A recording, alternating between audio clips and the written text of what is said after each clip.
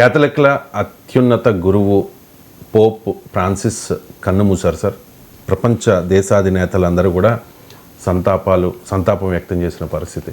So professor గారు, పోపు ప్రత్యేకత ఏంటి అండ్ నెక్స్ట్ పోపుని ఎన్నుకునే విధానం ఏంటి? అంటే ఈ పోప్ ఫస్ట్ లాటిన్ అమెరికన్, నేను చదివిన మేరకు, నేనేమి ఎక్స్పర్ట్ కాదు క్రిస్టియన్ అఫేర్స్లో, కానీ నేను చదివిన మేరకు ఇది ఫస్ట్ లాటిన్ అమెరికన్, అర్జెంటీనాకు చెందిన వ్యక్తి.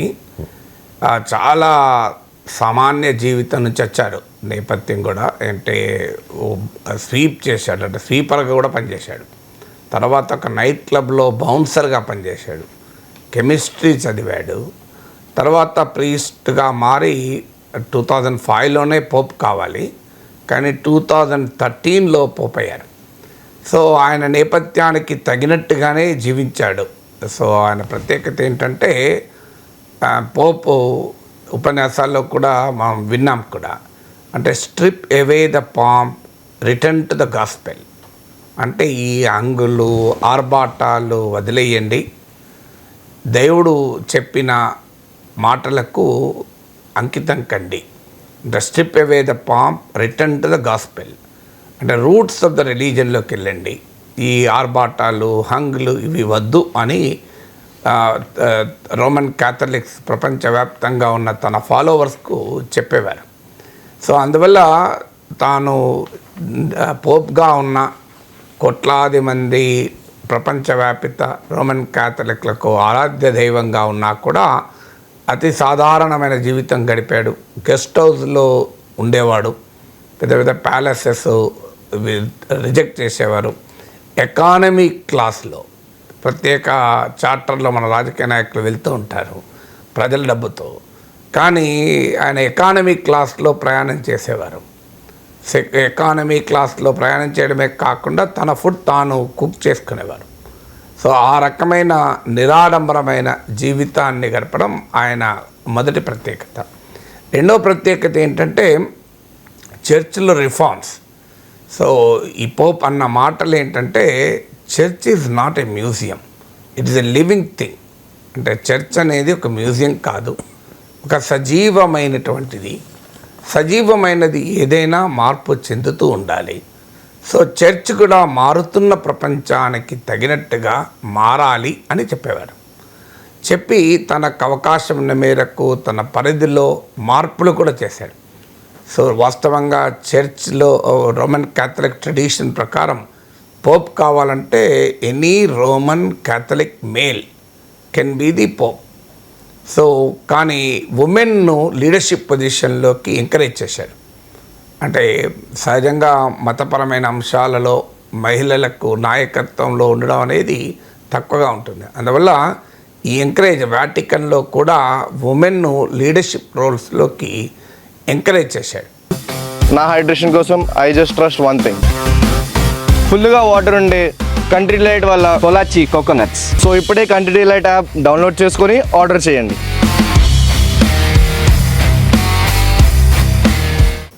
అఫ్ కోర్స్ అబార్షను, అలాగే ప్రీస్ట్లకు బ్రహ్మచర్యము, ఇలాంటి అంశాలపైన సాంప్రదాయవాదిగా ఉన్నప్పటికీ చాలా రిఫార్మిస్ట్ ఆలోచన సరళి కలిగిన వ్యక్తిగా పేరుగాంచాడు. ఎందుకంటే గే రైట్స్ ఈ కన్జర్వేటివ్ రిలీజియస్ ప్రపంచంలో చాలా సెన్సిటివ్ అంశం.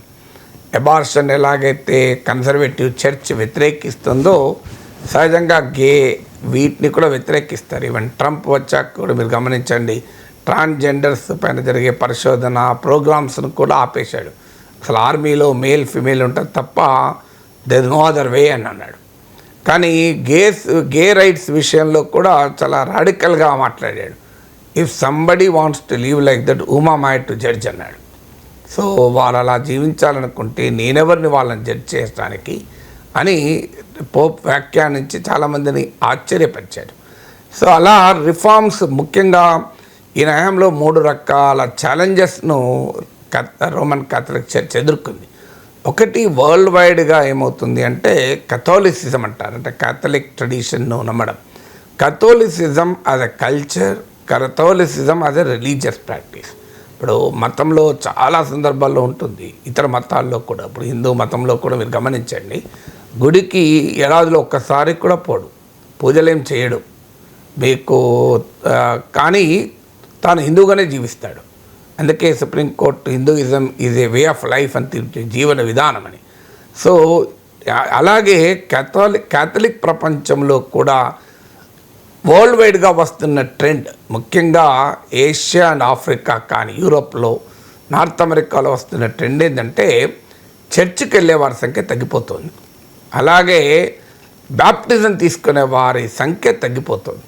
అంటే people are Catholic by culture, అంటే సాంస్కృతికంగా వారు క్యాథలిక్స్గా జీవిస్తారు, క్యాథలిక్గానే భావిస్తారు.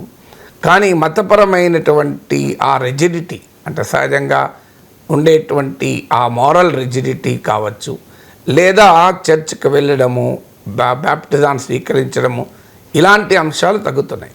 ఏషియా ఆఫ్రికాలో పెరుగుతున్నది, ఇతర ప్రాంతాలు తగ్గుతున్నది. దీన్ని అడ్రస్ చేసేందుకు కాథలిక్ ట్రెడిషన్ విస్తరించేందుకు వీల్ చైర్లో కూడా ప్రపంచ దేశాలన్నీ పర్యటించారు. చాలా ఎక్స్టెన్సివ్గా పర్యటించిన పోప్గా ఇతని పేరు. ఈవెన్ ఆసియా, ఆఫ్రికాలో బాగా పర్యటించారు. ఇటీవలనే ఆసియాలో 12 డే పర్యటన కూడా జరిపాడు. ఇది మొదటి ఛాలెంజ్. అంటే తన హయాంలో వరల్డ్ వైడ్గా ఎస్పెషల్లీ యంగర్ జనరేషన్లో మతం పట్ల ఆసక్తి తగ్గుతున్న సమయంలో, కథాలిసిజం పట్ల ఆసక్తి తగ్గుతున్న సమయంలో తన ట్రెడిషన్ను విస్తరించడానికి ఒక పెద్ద ప్రయత్నం చేశాడు. రెండవది ఏంటంటే కొన్ని చోట్ల చర్చ్లో వాటికన్లో కూడా ఫైనాన్షియల్ కరప్షన్ అనేది వెలుగులోకి వచ్చింది. దానిపైన చాలా సీరియస్గా యాక్ట్ అయ్యాడు ఫైనాన్షియల్ కరప్షన్ను నివారించడానికి. మూడోది ఏంటంటే కొన్ని చోట్ల even sexual abuse of minors కూడా రిపోర్ట్ అయ్యాయి. దాని పట్ల కూడా చాలా సాధారణంగా ఇలాంటివి మతపరమైన ప్రదేశాల్లో జరిగినప్పుడు వెస్టెడ్ ఇంట్రెస్ట్లు, మతానికి ఎక్కడ చెడ్డ పేరు వస్తుందో అన్న భయంతో కావచ్చు, లేదా మత పెద్దలకున్న పలుకుబడి ప్రాబల్యం వల్ల కావచ్చు, దాచిపెట్టే ప్రయత్నం చేస్తారు. కానీ ఈ ప్రత్యేకత ఏంటంటే దాయకండి, రిపోర్ట్ చేయండి అని పిలిపించాడు, ఆదేశాలు ఇచ్చాడు, రిపోర్ట్ చేయండి ఇలాంటివి జరిగితే. ఎందుకంటే ఇది ప్రీస్ట్హుడ్కి అవమానం. మీరు చేస్తున్న నీచమైన పని, మీరు ఏ లక్ష్యంతోనైతే, ఏ సంకల్పంతోనైతే బిషప్స్గా, ప్రీస్ట్లుగా బాధ్యతలు చేపట్టారో దానికే అన్యాయం చేస్తున్నారు. ఇది అన్యాయం, దీన్ని అంగీకరించే ప్రసక్తే లేదని దాన్ని రిపోర్ట్ చేయమని ఆదేశాలు ఇచ్చాడు. దాచిపెట్టకూడదు ఎక్కడ అని, ఎందుకంటే we'll have to fight it out అని చెప్పి. అందువల్ల ఒక రిఫార్మిస్ట్ లెగసీగా కాథలిక్ ప్రపంచంలో మరింత సామాన్యుడికి దగ్గరైన పోప్గా, అంగు ఆర్భాటాల్ని స్వచ్ఛందంగా త్యజించినటువంటి మత ప్రముఖుడిగా ఉన్నారు. తర్వాత ఈ was a great peace lover. So ఎక్కడ యుద్ధాలు వ్యతిరేకించాడు, ఉక్రెయిన్ వార్ ఆగిపోవాలని పిలిపించాడు, గాజా యుద్ధాన్ని ఆగిపోవాలని పిలిపించాడు. ఇవాళ మీరు క్యాథలిక్ ట్రెడిషన్ నమ్మే ట్రంప్ చర్చికి వెళ్ళి ప్రమాణ స్వీకారం చేశాక కూడా చర్చికి వెళ్ళి బైబిల్పై ప్రమాణం చేసిన ట్రంప్ ఇజ్రాయెల్ వైపే ఉన్నాడు. కానీ పోప్ ఇజ్రాయెల్ వైపు లేడు, పోప్ ఇద్దరి వైపు ఉన్నాడు. అటు ఇజ్రాయలీ డెలిగేషన్ను, ఇటు పాలస్తీనన్ డెలిగేషన్ను కలిసి యుద్ధం అనేది ఇద్దరినీ బాధిస్తుంది. యుద్ధంలో జరిగేది ఉభయల వైపు వినాశమే. అందువల్ల యుద్ధం ఆగాలి అని పిలిపించాడు.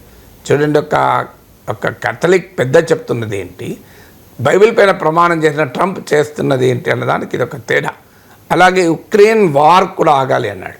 సో అందువల్ల ఆయన యుద్ధాలకు వ్యతిరేకంగా ఇచ్చిన శాంతి సందేశము ప్రపంచంలో ఈరోజున్న పరిస్థితుల్లో ప్రత్యేకత. రెండవది, చాలా చోట్ల క్రిస్టియన్ వర్సెస్ ముస్లిం కాన్ఫ్లిక్ట్ చూస్తాం. ఈవెన్ మనకు ఇప్పుడు సిరియాలో చూసాం ఇదే ట్రెండ్. బంగ్లాదేశ్లో చూస్తున్నాం హిందువుల పైన, క్రిస్టియన్స్ పైన దాడి. మరీ ముఖ్యంగా క్రిస్టియన్ ముస్లిం పాపులేషన్ ఎక్కువ ఉన్న చోట జరుగుతుంది. ఈవెన్ కేరళలో కూడా చూసాం. ఈ ట్రైడ్ ఫర్ ఏ క్రిస్టియన్ ముస్లిం ప్రజల మధ్య ఒక సామరస్యం కొరకు, మత సామరస్యానికి కూడా ఒక ప్రతీకగా నిలిచాడు. అలాగే క్లైమేట్ యాక్షన్, ఇప్పుడు ట్రంప్ లాంటి వారు బైబిల్పై ప్రమాణం చేసి అధికారంలోకి వచ్చినటువంటి Donald Trump Paris climate deal నుంచి, ప్యారిస్ వాతావరణ ఒప్పందం నుంచి ఉపసంహరించుకున్నాడు. పర్యావరణ ఒప్పందాలను పక్కకు పెడుతున్నాడు. కానీ పోప్ క్లైమేట్ యాక్షన్, భూమిని కాపాడాలి, ప్రకృతిని కాపాడాలి, వాతావరణాన్ని పరిరక్షించాలని పిలిపించాడు. అందువల్ల ఒక హిస్టారిక్ లెగసీ ఉంది. ఈ 12 ఏళ్ళు అనుకుంటాను. తన బలమైన ముద్ర రోమన్ క్యాథలిక్ ట్రెడిషన్ పైన వేసినటువంటి మత పెద్దగా పోప్ నిలిచిపోయాడు. ఇక మీరన్నట్లు కొత్త పోప్ ఎన్నుకోవటానికి ప్రొసీజర్ ఏంటంటే చాలా డెమోక్రటిక్ ప్రొసీజరే ఉంది. సో ఎనీ కార్డ్ అంటే వరల్డ్ వైడ్గా కార్డినల్ అంటారు. క్రిస్టియన్ రిలీజియస్ హెరార్కీలో మీకు బిషప్ ఇలా మొదలై కార్డినల్ అంటారు. ఆ కార్డినల్స్ అంతా 80 సంవత్సరాల లోపు వయసున్న కార్డినల్స్ అందరూ వాటికన్కి వస్తారు. అంటే వాళ్ళందరూ కూడా ఓటు వేస్తారు. Is elected, is not appointed by anybody. ప్రజాస్వామికంగా ఎన్నికల్లో కాలేజ్ ఆఫ్ కార్డినల్స్ ఎన్నుకుంటారు. ఆ ఎన్నిక కూడా చాలా డెమోక్రటిక్గా జరుగుతుంది. ఇంట్రెస్టింగ్ ఏంటంటే, సో వాళ్ళందరూ కాలేజ్ ఆఫ్ కార్డినల్స్ ఎన్నిక సమయంలో వాళ్ళు లోపలికి వెళ్ళాక ఫోన్లు ఎలో చేయరు, కెమెరాలు ఎలో చేయరు, బయటికి వచ్చి ఎవరితో మాట్లాడకూడదు. సో వాళ్ళందరికీ ఒక బ్యాలెట్ పేపర్ ఇస్తారు. ఆ బ్యాలెట్ పేపర్ పైన వారు పేరు రాయొచ్చు, ఎవరి పేరైనా రాయొచ్చు. నేను ఇంతకుముందు చెప్పినట్లు ఎనీ రోమన్ క్యాథలిక్ మేల్ అయితే చాలు. సో ఈ పేరు ఎవరి పేరైతే 2/3 3/2 కార్డినల్స్ ప్రపోజ్ చేస్తారో వారు పోప్గా ఎలక్ట్ అవుతారు. తర్వాత ఈ ఓటింగ్ జరిగినాక ఆ బ్యాలెట్ పేపర్లను ఒక ప్రత్యేకమైన కెమికల్తో కాలపెడతారు, ఉండనియరు. సో ఆ కాలపెట్టినప్పుడు వైట్ స్మోక్ బయటకు వచ్చింది అనుకోండి, పోప్ ఎలక్ట్ అయినట్టుగా బయట ప్రపంచానికి తెలుస్తుంది. సో ఒకవేళ 2/3 ఎవరికి రాలేదనుకోండి, ఆ ఓటింగ్ మళ్ళీ జరుగుతుంది. 2/3 వచ్చేదాకా జరుగుతుంది, కొన్ని రోజుల వరకు జరుగుతుంది. అంటే నాట్ జస్ట్ ఎలక్షన్, ఒక రీజనబుల్ కన్సెన్సస్ తేవడానికి ప్రయత్నం చేస్తారు. సో ఇలా ప్రతిసారి ఓటింగ్ జరిగినాక ఆ బ్యాలెట్లను ఒక స్పెషల్ కెమికల్తో కాలపెడతారు, ఎందుకది ఉండకుండా. అందులోకి వెళ్ళి బ్లాక్ స్మోక్ కనుక బయటికి వస్తే ఇంకా ఓటింగ్ జరుగుతున్నట్లు, ఇంకా కన్సెన్సస్ రానట్లు, ఇంకా 2/3 ఆమోదం ఎవరు పొందనట్టు బయట ప్రపంచానికి అర్థం. 2/3 పొందినాక వైట్ స్మోక్ బయటకు వస్తుంది. అప్పుడు మనకు అర్థమవుతుంది, ఓహో Vatican has elected the new Pope అని.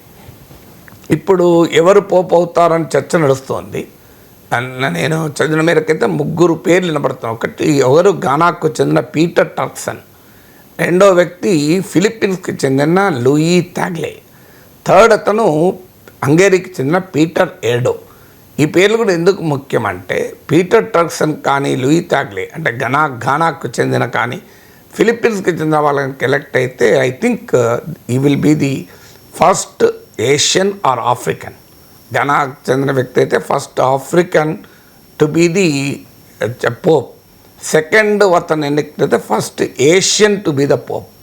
ఇది ఎందుకు సిగ్నిఫికెంట్ అంటే, మీకు ఇలా ఆఫ్రికా కాంటినెంట్ను డొనాల్డ్ ట్రంప్ కూడా వదిలేస్తున్నాడు. ఇప్పుడు లేటెస్ట్గా ఆయన గవర్నమెంట్ ఎఫిషియన్సీని పెంచే క్రమంలో బడ్జెట్ తగ్గిస్తున్నాడు, విద్యాశాఖను మూసేశాడు. ఇప్పుడు లేటెస్ట్గా ఫారిన్ మినిస్ట్రీ పైన పడి ఫారిన్ మినిస్ట్రీ బడ్జెట్ను 50% తగ్గిస్తున్నాడు. దీంట్లో భాగంగా ఆఫ్రికన్ కాంటినెంట్లో ఉండే అమెరికా రాయబార కార్యాలయాలు మూసేస్తున్నాడు. సో ట్రంప్ డిప్లొమసీలో ఆఫ్రికా అదృశ్యమైపోతుంది. కానీ రోమన్ క్యాథలిక్ ప్రపంచం మాత్రం ఎన్నుకొని మీకు పోప్లో మొదటి వరుసలో ఒక ఆఫ్రికన్ ఉన్నాడు. సో మొదటి లాటిన్ అమెరికన్గా ఇప్పుడు అస్తమించిన పోప్ ఉంటే ఆఫ్రికన్ ఎలక్ట్ అవుతున్నాడు. లెట్ us see అంటే ఎలా అంటే ఏ మతమైనా పోపే చెప్పినట్లు church is not a museum, it's a living thing. Every living thing has to change. అంటే సజీవంగా ఉండి ఏదైనా మార్పుకు లోను కావాల్సిందే అన్నారు. చూద్దాం ఈ కొత్తగా వచ్చేటువంటి పోప్ ఆ కొత్త సాంప్రదాయాలని, కొత్త మార్పులకు, కొత్త సంస్కరణలకు ప్రతీకగా ఉంటారో చూడాలి. Right sir. ఇక నెక్స్ట్ టాపిక్ వచ్చేసి బంగారం ధర సార్. 1,00,000 రూపాయలకి చేరువైంది 10 గ్రాములు. So Trump tariff war start అయిన తర్వాత బంగారం ధర తగ్గుతుంది అని చెప్పి అందరూ అనుకున్నారు. మనం కూడా ఆల్రెడీ మాట్లాడాం ఒకసారి, 56,000కు చేరుతుందా 10 గ్రాముల బంగారం ధర అని చెప్పి. కానీ ఇప్పుడు లక్షకు చేరుకుంది సార్. భవిష్యత్తులో 1.25 lakhs వరకు చేరుకోవచ్చు 10 గ్రాముల ధర అని చెప్పేసి ఒక అంచనా కూడా వస్తున్న పరిస్థితి. ఎందుకు సార్ బంగారం ఇంత అడ్డు అదుపు లేకుండా ధర పెరుగుతోంది? ఫస్ట్ తగ్గుతుందని మనమేం అనుకోలేదు, అందరూ అనుకోలేదు, అది కూడా రాంగ్. కొంతమంది ఆ రోజు కూడా మీరు ఆ వీడియో చూడండి కావాలంటే. మీరు అడిగారు నన్ను 56,000కు తగ్గుతుంది అని వాళ్ళ ప్రచారం జరుగుతుంది అంటే తమ్నేల్లో 56,000కు తగ్గుతుందా అని క్వశ్చన్ మార్క్ పెట్టి ఉంటే చూస్తారు జనం అని ఆసక్తిగా పెట్టవచ్చు. 56,000కు తగ్గదు అని చెప్పలేం కదా. సో తగ్గుతుందా తగ్గదా మనం గ్యారంటీగా కూడా చెప్పలేం. కానీ ఆ వీడియోలో నేను చాలా స్పష్టంగా చెప్పాను, మీరు ఆ వీడియో మళ్ళీ చూడండి. ఎందుకంటే మీరు కూడా తగ్గుతుంది అని అనుకున్నట్లు భావిస్తున్నారు కనుక జనానికి కూడా భావించే ప్రమాదం ఉంటుంది కనుక చెప్తున్నాను. 56,000కు తగ్గుతుంది అని ఒక అతను మాత్రమే, జాన్ మిల్ అనే అతను ఎస్టిమేట్ చేశాడు. ఆయన మార్నింగ్ స్టార్ అనే ఈ ఈక్విటీ రీసెర్చ్ ఫామ్కు చెందిన అతను. ఆయన 56,000కు తగ్గుతుంది అని అంచనా వేస్తున్నాడు. కానీ ఆయన ఒక్క అంచనానే లేదు, భిన్నమైన అంచనాలు ఉన్నాయి అని బ్యాంక్ ఆఫ్ అమెరికా అంచనా కూడా చెప్పాను నేను ఆ రోజు. నా గుర్తు, బ్యాంక్ ఆఫ్ అమెరికా $3,300కు గోల్డ్ మార్కెట్ వెళ్ళవచ్చు అని చెప్తోంది. అలాగే ఇంకో అంచనా కూడా చెప్పాను, 3,500 వరకు వెళ్ళవచ్చు అని. ఇప్పుడు ఏమైంది, వరల్డ్ మార్కెట్లో 3,500 వెళ్ళింది. అందువల్ల ఎక్కడా 56,000 తగ్గుతుంది అన్న అంచనాను నేనైతే ధృవీకరించలే. నేను ఆ రోజు కూడా చెప్పాను, ప్రపంచ గోల్డ్ మార్కెట్లో బ్యాంక్ ఆఫ్ అమెరికా 3,300కు పోతుందని అంచనా వేస్తున్నారు. ఇతర ఇంకో ఏజెన్సీ పేరు కూడా చెప్పాను, గుర్తులేదు కానీ 3,500కు పెరుగుతుందని అంచనా వేస్తున్నారు. ఈ మార్నింగ్ స్టార్ ఈక్విటీ ఫామ్ అతను మాత్రం తగ్గుతుంది అని అంటున్నాడు. సో లెటర్స్ మనం ఏమీ చెప్పలేము అని చెప్పాను. సో అన్నట్లే ఇవాళ 3,100 దాటి బ్యాంక్ ఆఫ్ అమెరికా అంచనా దాటి 3,500 చేరింది. ఇది మొదటి పాయింట్. రెండవది, మీరు ఇంకా పెరుగుతుందని అంచనాలు వస్తున్నాయి అన్నాడు. మీరు అనడానికి కారణం ఇవాళ ఏదో ఒక పేపర్లో 1,23,000కు పోతుంది అని. ఇది చాలా డేంజరస్గా మనం ప్రిడిక్ట్ చేయడం. ఎందుకంటే బంగారం చాలా వొలటైల్గా ఉంది. ఇలాంటి వొలటైల్గా ఉన్నప్పుడు మనం పెరుగుతుంది అని రాయడం కానీ చెప్పడం వల్ల కానీ కొంతమంది పాపం ఇన్వెస్ట్ చేసే ప్రమాదం ఉంది. పెరిగితే సంతోషం, లాభపడతారు. కానీ తగ్గిపోతే, ఎందుకంటే గోల్డ్ ప్రైస్ చాలా వొలటైల్గా ఉంది. ఇప్పుడు ఉదాహరణకు ఈ 1 మంత్లో 13% పెరిగింది గోల్డ్. 8,100 రూపాయలు పెరిగింది ఒక నెల లోపల. నీకు ఐ థింక్ ఇటీవల నేను గోల్డ్ ప్రైసెస్ గమనిస్తున్న కొన్ని దశాబ్దాలుగా ఇలా టీవీలో విశ్లేషించినప్పుడు నుంచి నాకైతే గుర్తులేదు ఇంత వొలటాలిటీ. మీకు ఈ 2025లో 26% పెరిగింది గోల్డ్ ప్రైస్. అంటే మీరు ఒక ₹1,00,000 కనుక 2025 జనవరి 1న గోల్డ్లో ఇన్వెస్ట్ చేస్తుంటే 1,28,000 26% పెరిగింది. 20,800 పెరిగింది, 26% పెరిగింది. అంటే మీరు ₹1,00,000 పెడితే ₹1,20,000 వచ్చింది ఇప్పుడు. సో కరెక్ట్గా ఫిగర్ అయితే 26% పెరిగింది. తులానికి 20,800 పెరిగింది ఒక్క ఈ జస్ట్ 4 మంత్స్లో. 4 మంత్స్లో 20,800, 1 మంత్లో 8,100 పెరిగింది. ఇంత భారీగా పెరిగినము, మళ్ళీ రేపు పెరుగుతుంది ఇంకా. నోబడీ నోస్, పెరుగుతుందా తగ్గుతుందా ఎవరము చెప్పలేము. అన్ని రకాల ప్రిడిక్షన్స్ ఉన్నాయి. మీకు వాస్తవంగా 1 lakh దాటలేదు, 97,000 వచ్చింది. 3% GST కూడా ఉంటుంది కనుక అది 1 lakh చేరింది. ఇంకా యాక్చువల్ 1 lakh దాటలేదు ఇంకా. సో అందువల్ల మనము గోల్డ్ పైన, గోల్డ్ అనే కాదు స్టాక్స్ పైన ప్రిడిక్షన్ ఇచ్చేటువంటి పని మనది కాదు. వీఆర్ నాట్ ఫిన్ఫ్లుయెన్సర్స్ అంటారు, ఫైనాన్షియల్ ఇన్ఫ్లుయెన్సర్స్ అని. ఫైనాన్షియల్ ఇన్ఫ్లుయెన్స్ పైన కూడా ఇవాళ సెబీ ఇతర రెగ్యులేటర్లు చాలా నిఘా పెట్టారు. అందువల్ల ఐఎమ్ నాట్ ఏ ఇన్ఫ్లుయెన్సర్ కనుక గోల్డ్ పెరుగుతుంది అని మీరు ఇంట్రొడక్షన్లో చెప్పారు కనుక ఇది చూసి కొనే అవకాశం ఉంటుంది. పెరుగుతుందో పెరగదో నాకు తెలియదు, ఎవరు చెప్పినా నమ్మకండి. ఇది మీరు కాషియస్గా ఇన్వెస్ట్ చేయాలనుకుంటే మీ రిస్క్ అపటైట్ ఎంతో చూసుకొని, పెరిగితే ఆనందపడతాం కానీ తగ్గితే నష్టపోయటానికి సిద్ధపడితే ఇన్వెస్ట్ చేయండి. Nobody nose. ఎందుకంటే గోల్డ్ ప్రైసెస్ అనేది కొన్ని ఇంటర్నేషనల్ ఫోర్సెస్ పైన ఆధారపడి ఉంటుంది. It's not based on demand and supply. ఇప్పుడు ఉదాహరణకు పండుగలు వచ్చినప్పుడు పాల ధర పెరుగుతుంది, నెయ్యి ధర పెరుగుతుంది. ఎందుకంటే పండుగల రోజు పాలు నెయ్యి ఎక్కువ ఉంటాం కనుక. ఇదేంటంటే simple principal of economics, demand and supply వల్ల పెరగడము తగ్గడము జరుగుతుంది. పెళ్ళిళ్ళ సీజన్లో గోల్డ్ కాస్త పెరుగుతుంది, ఎందుకంటే పెళ్ళిళ్ళ సీజన్లో గోల్డ్ అండ్ సిల్వర్ కొనేవారు పెరుగుతారు. కానీ gold prices are not determined by demand and supply alone. అంటే డిమాండ్ సింపుల్ ఎకనామిక్ ప్రిన్సిపల్లో ఉండే డిమాండ్ సప్లై పైన ఆధారపడదు, ఇంటర్నేషనల్ ఫోర్సెస్ దీనిపైన ఆధారపడుతుంది. ఇప్పుడు ఇవాళ గోల్డ్ ప్రైస్ ఇంత భారీగా పెరగటానికి కారణం ఏంటి అంటే, మొదటిది geopolitical and geoeconomic tensions అంటారు. అంటే భౌగోళిక ఆర్థిక ఉద్రిక్తతలు. ఇవాళ ఈ ట్రంప్ సృష్టిస్తున్న బీభత్సము, స్టాక్ మార్కెట్లు కుదేలవుతున్నాయి, మీకు బాండ్ మార్కెట్ తలకిందులవుతుంది, డాలర్ పడిపోతుంది, అసలు వరల్డ్ ఎకానమీ గ్రోత్ రేట్ పడిపోతుంది అని IMF లాంటివి హెచ్చరించాయి. అలాగే world trade organisation WTO global trade 1 or 2% తగ్గిపోతుంది అని హెచ్చరించాయి.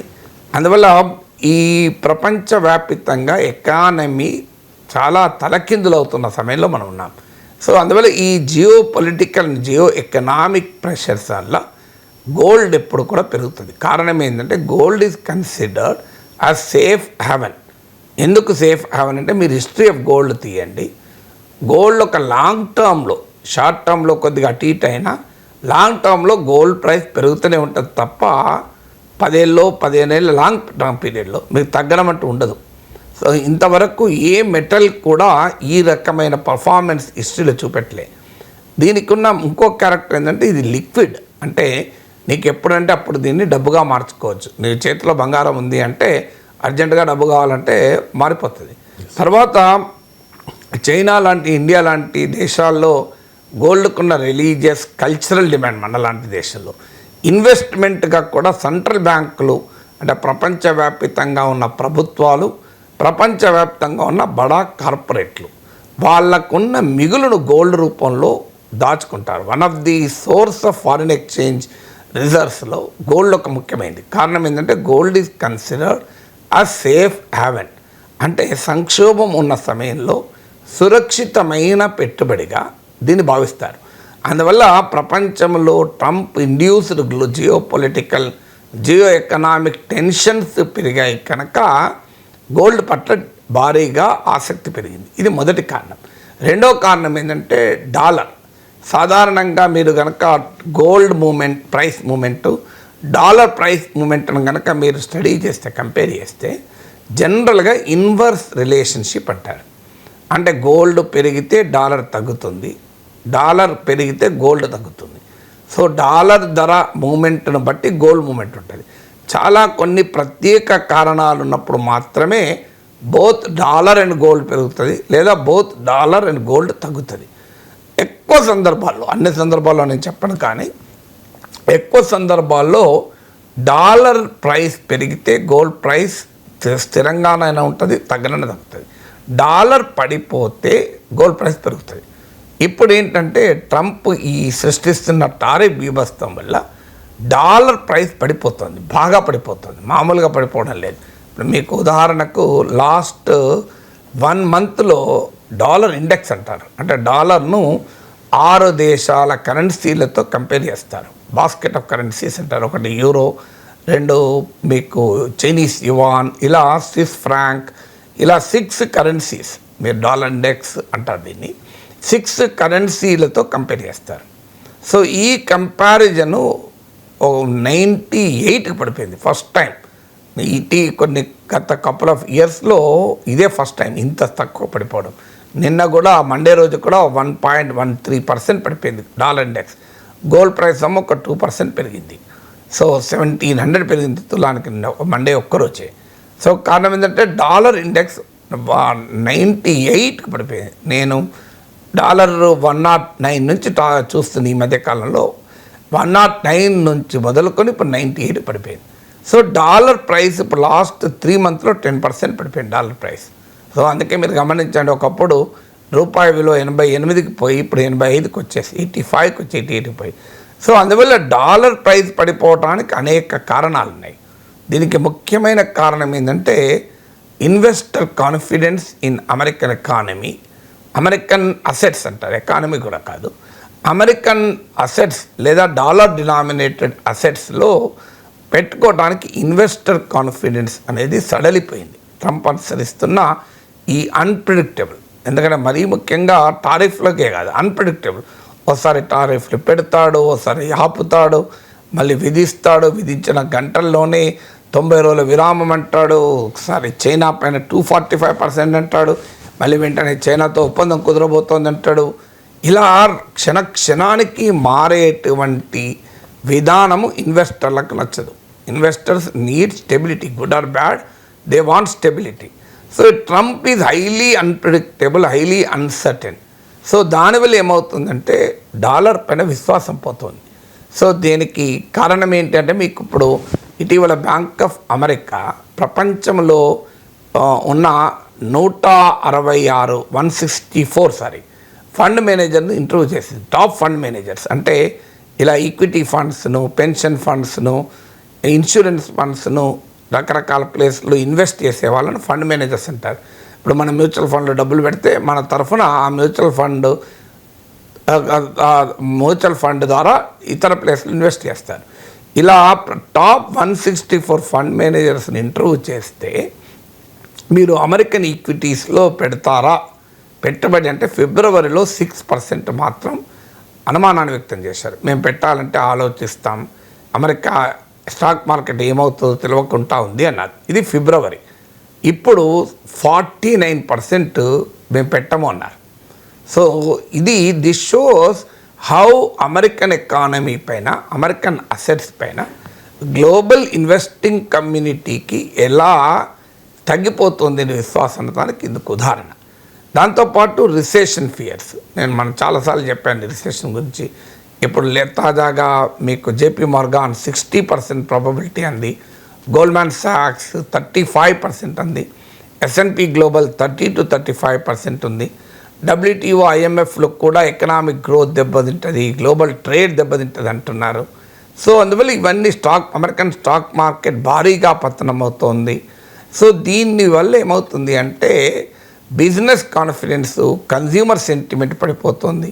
అమెరికాలో ఇన్ఫ్లేషన్ పెరుగుతుంది. ఇన్ఫ్లేషన్ పెరిగినప్పుడు ఆ దేశ కరెన్సీ విలువ పడిపోతున్నట్లు లెక్క. ఎందుకంటే నీకు వస్తువుల ధరలు పెరుగుతున్నాయి కంపేర్ టు కరెన్సీ. ఇవాళ మీకు అమెరికాలో ఉన్న ఎవరినైనా అడగండి, వాళ్ళు ఒక 3 నెలల క్రితం గ్రాసరీ స్టోర్కి వెళ్తే అయ్యే బిల్లు, ఇప్పుడు అయ్యే బిల్లు చూడండి, వాళ్ళ పర్సనల్ ఎక్స్పీరియన్స్ బిల్ పెరుగుతోంది.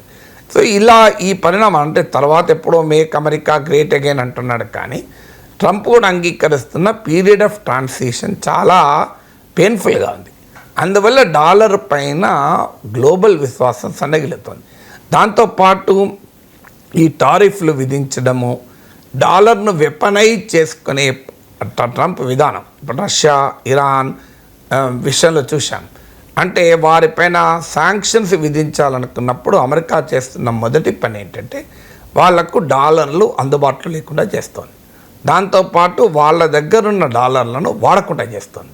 ఇప్పుడు డాలర్లు వాడాలి అంటే, డాలర్లు తీసుకోవాలన్నా, డాలర్లు ఇవ్వాలన్నా పేమెంట్స్, ఇప్పుడు మనం డబ్బులు పంపాలంటే గూగుల్ పే, ఫోన్పే, యూపీఐ ఎట్లా వాడతామో ఈ ఇంటర్నేషనల్ సెటిల్మెంట్కు స్విఫ్ట్ అనే వ్యవస్థ ఉంది.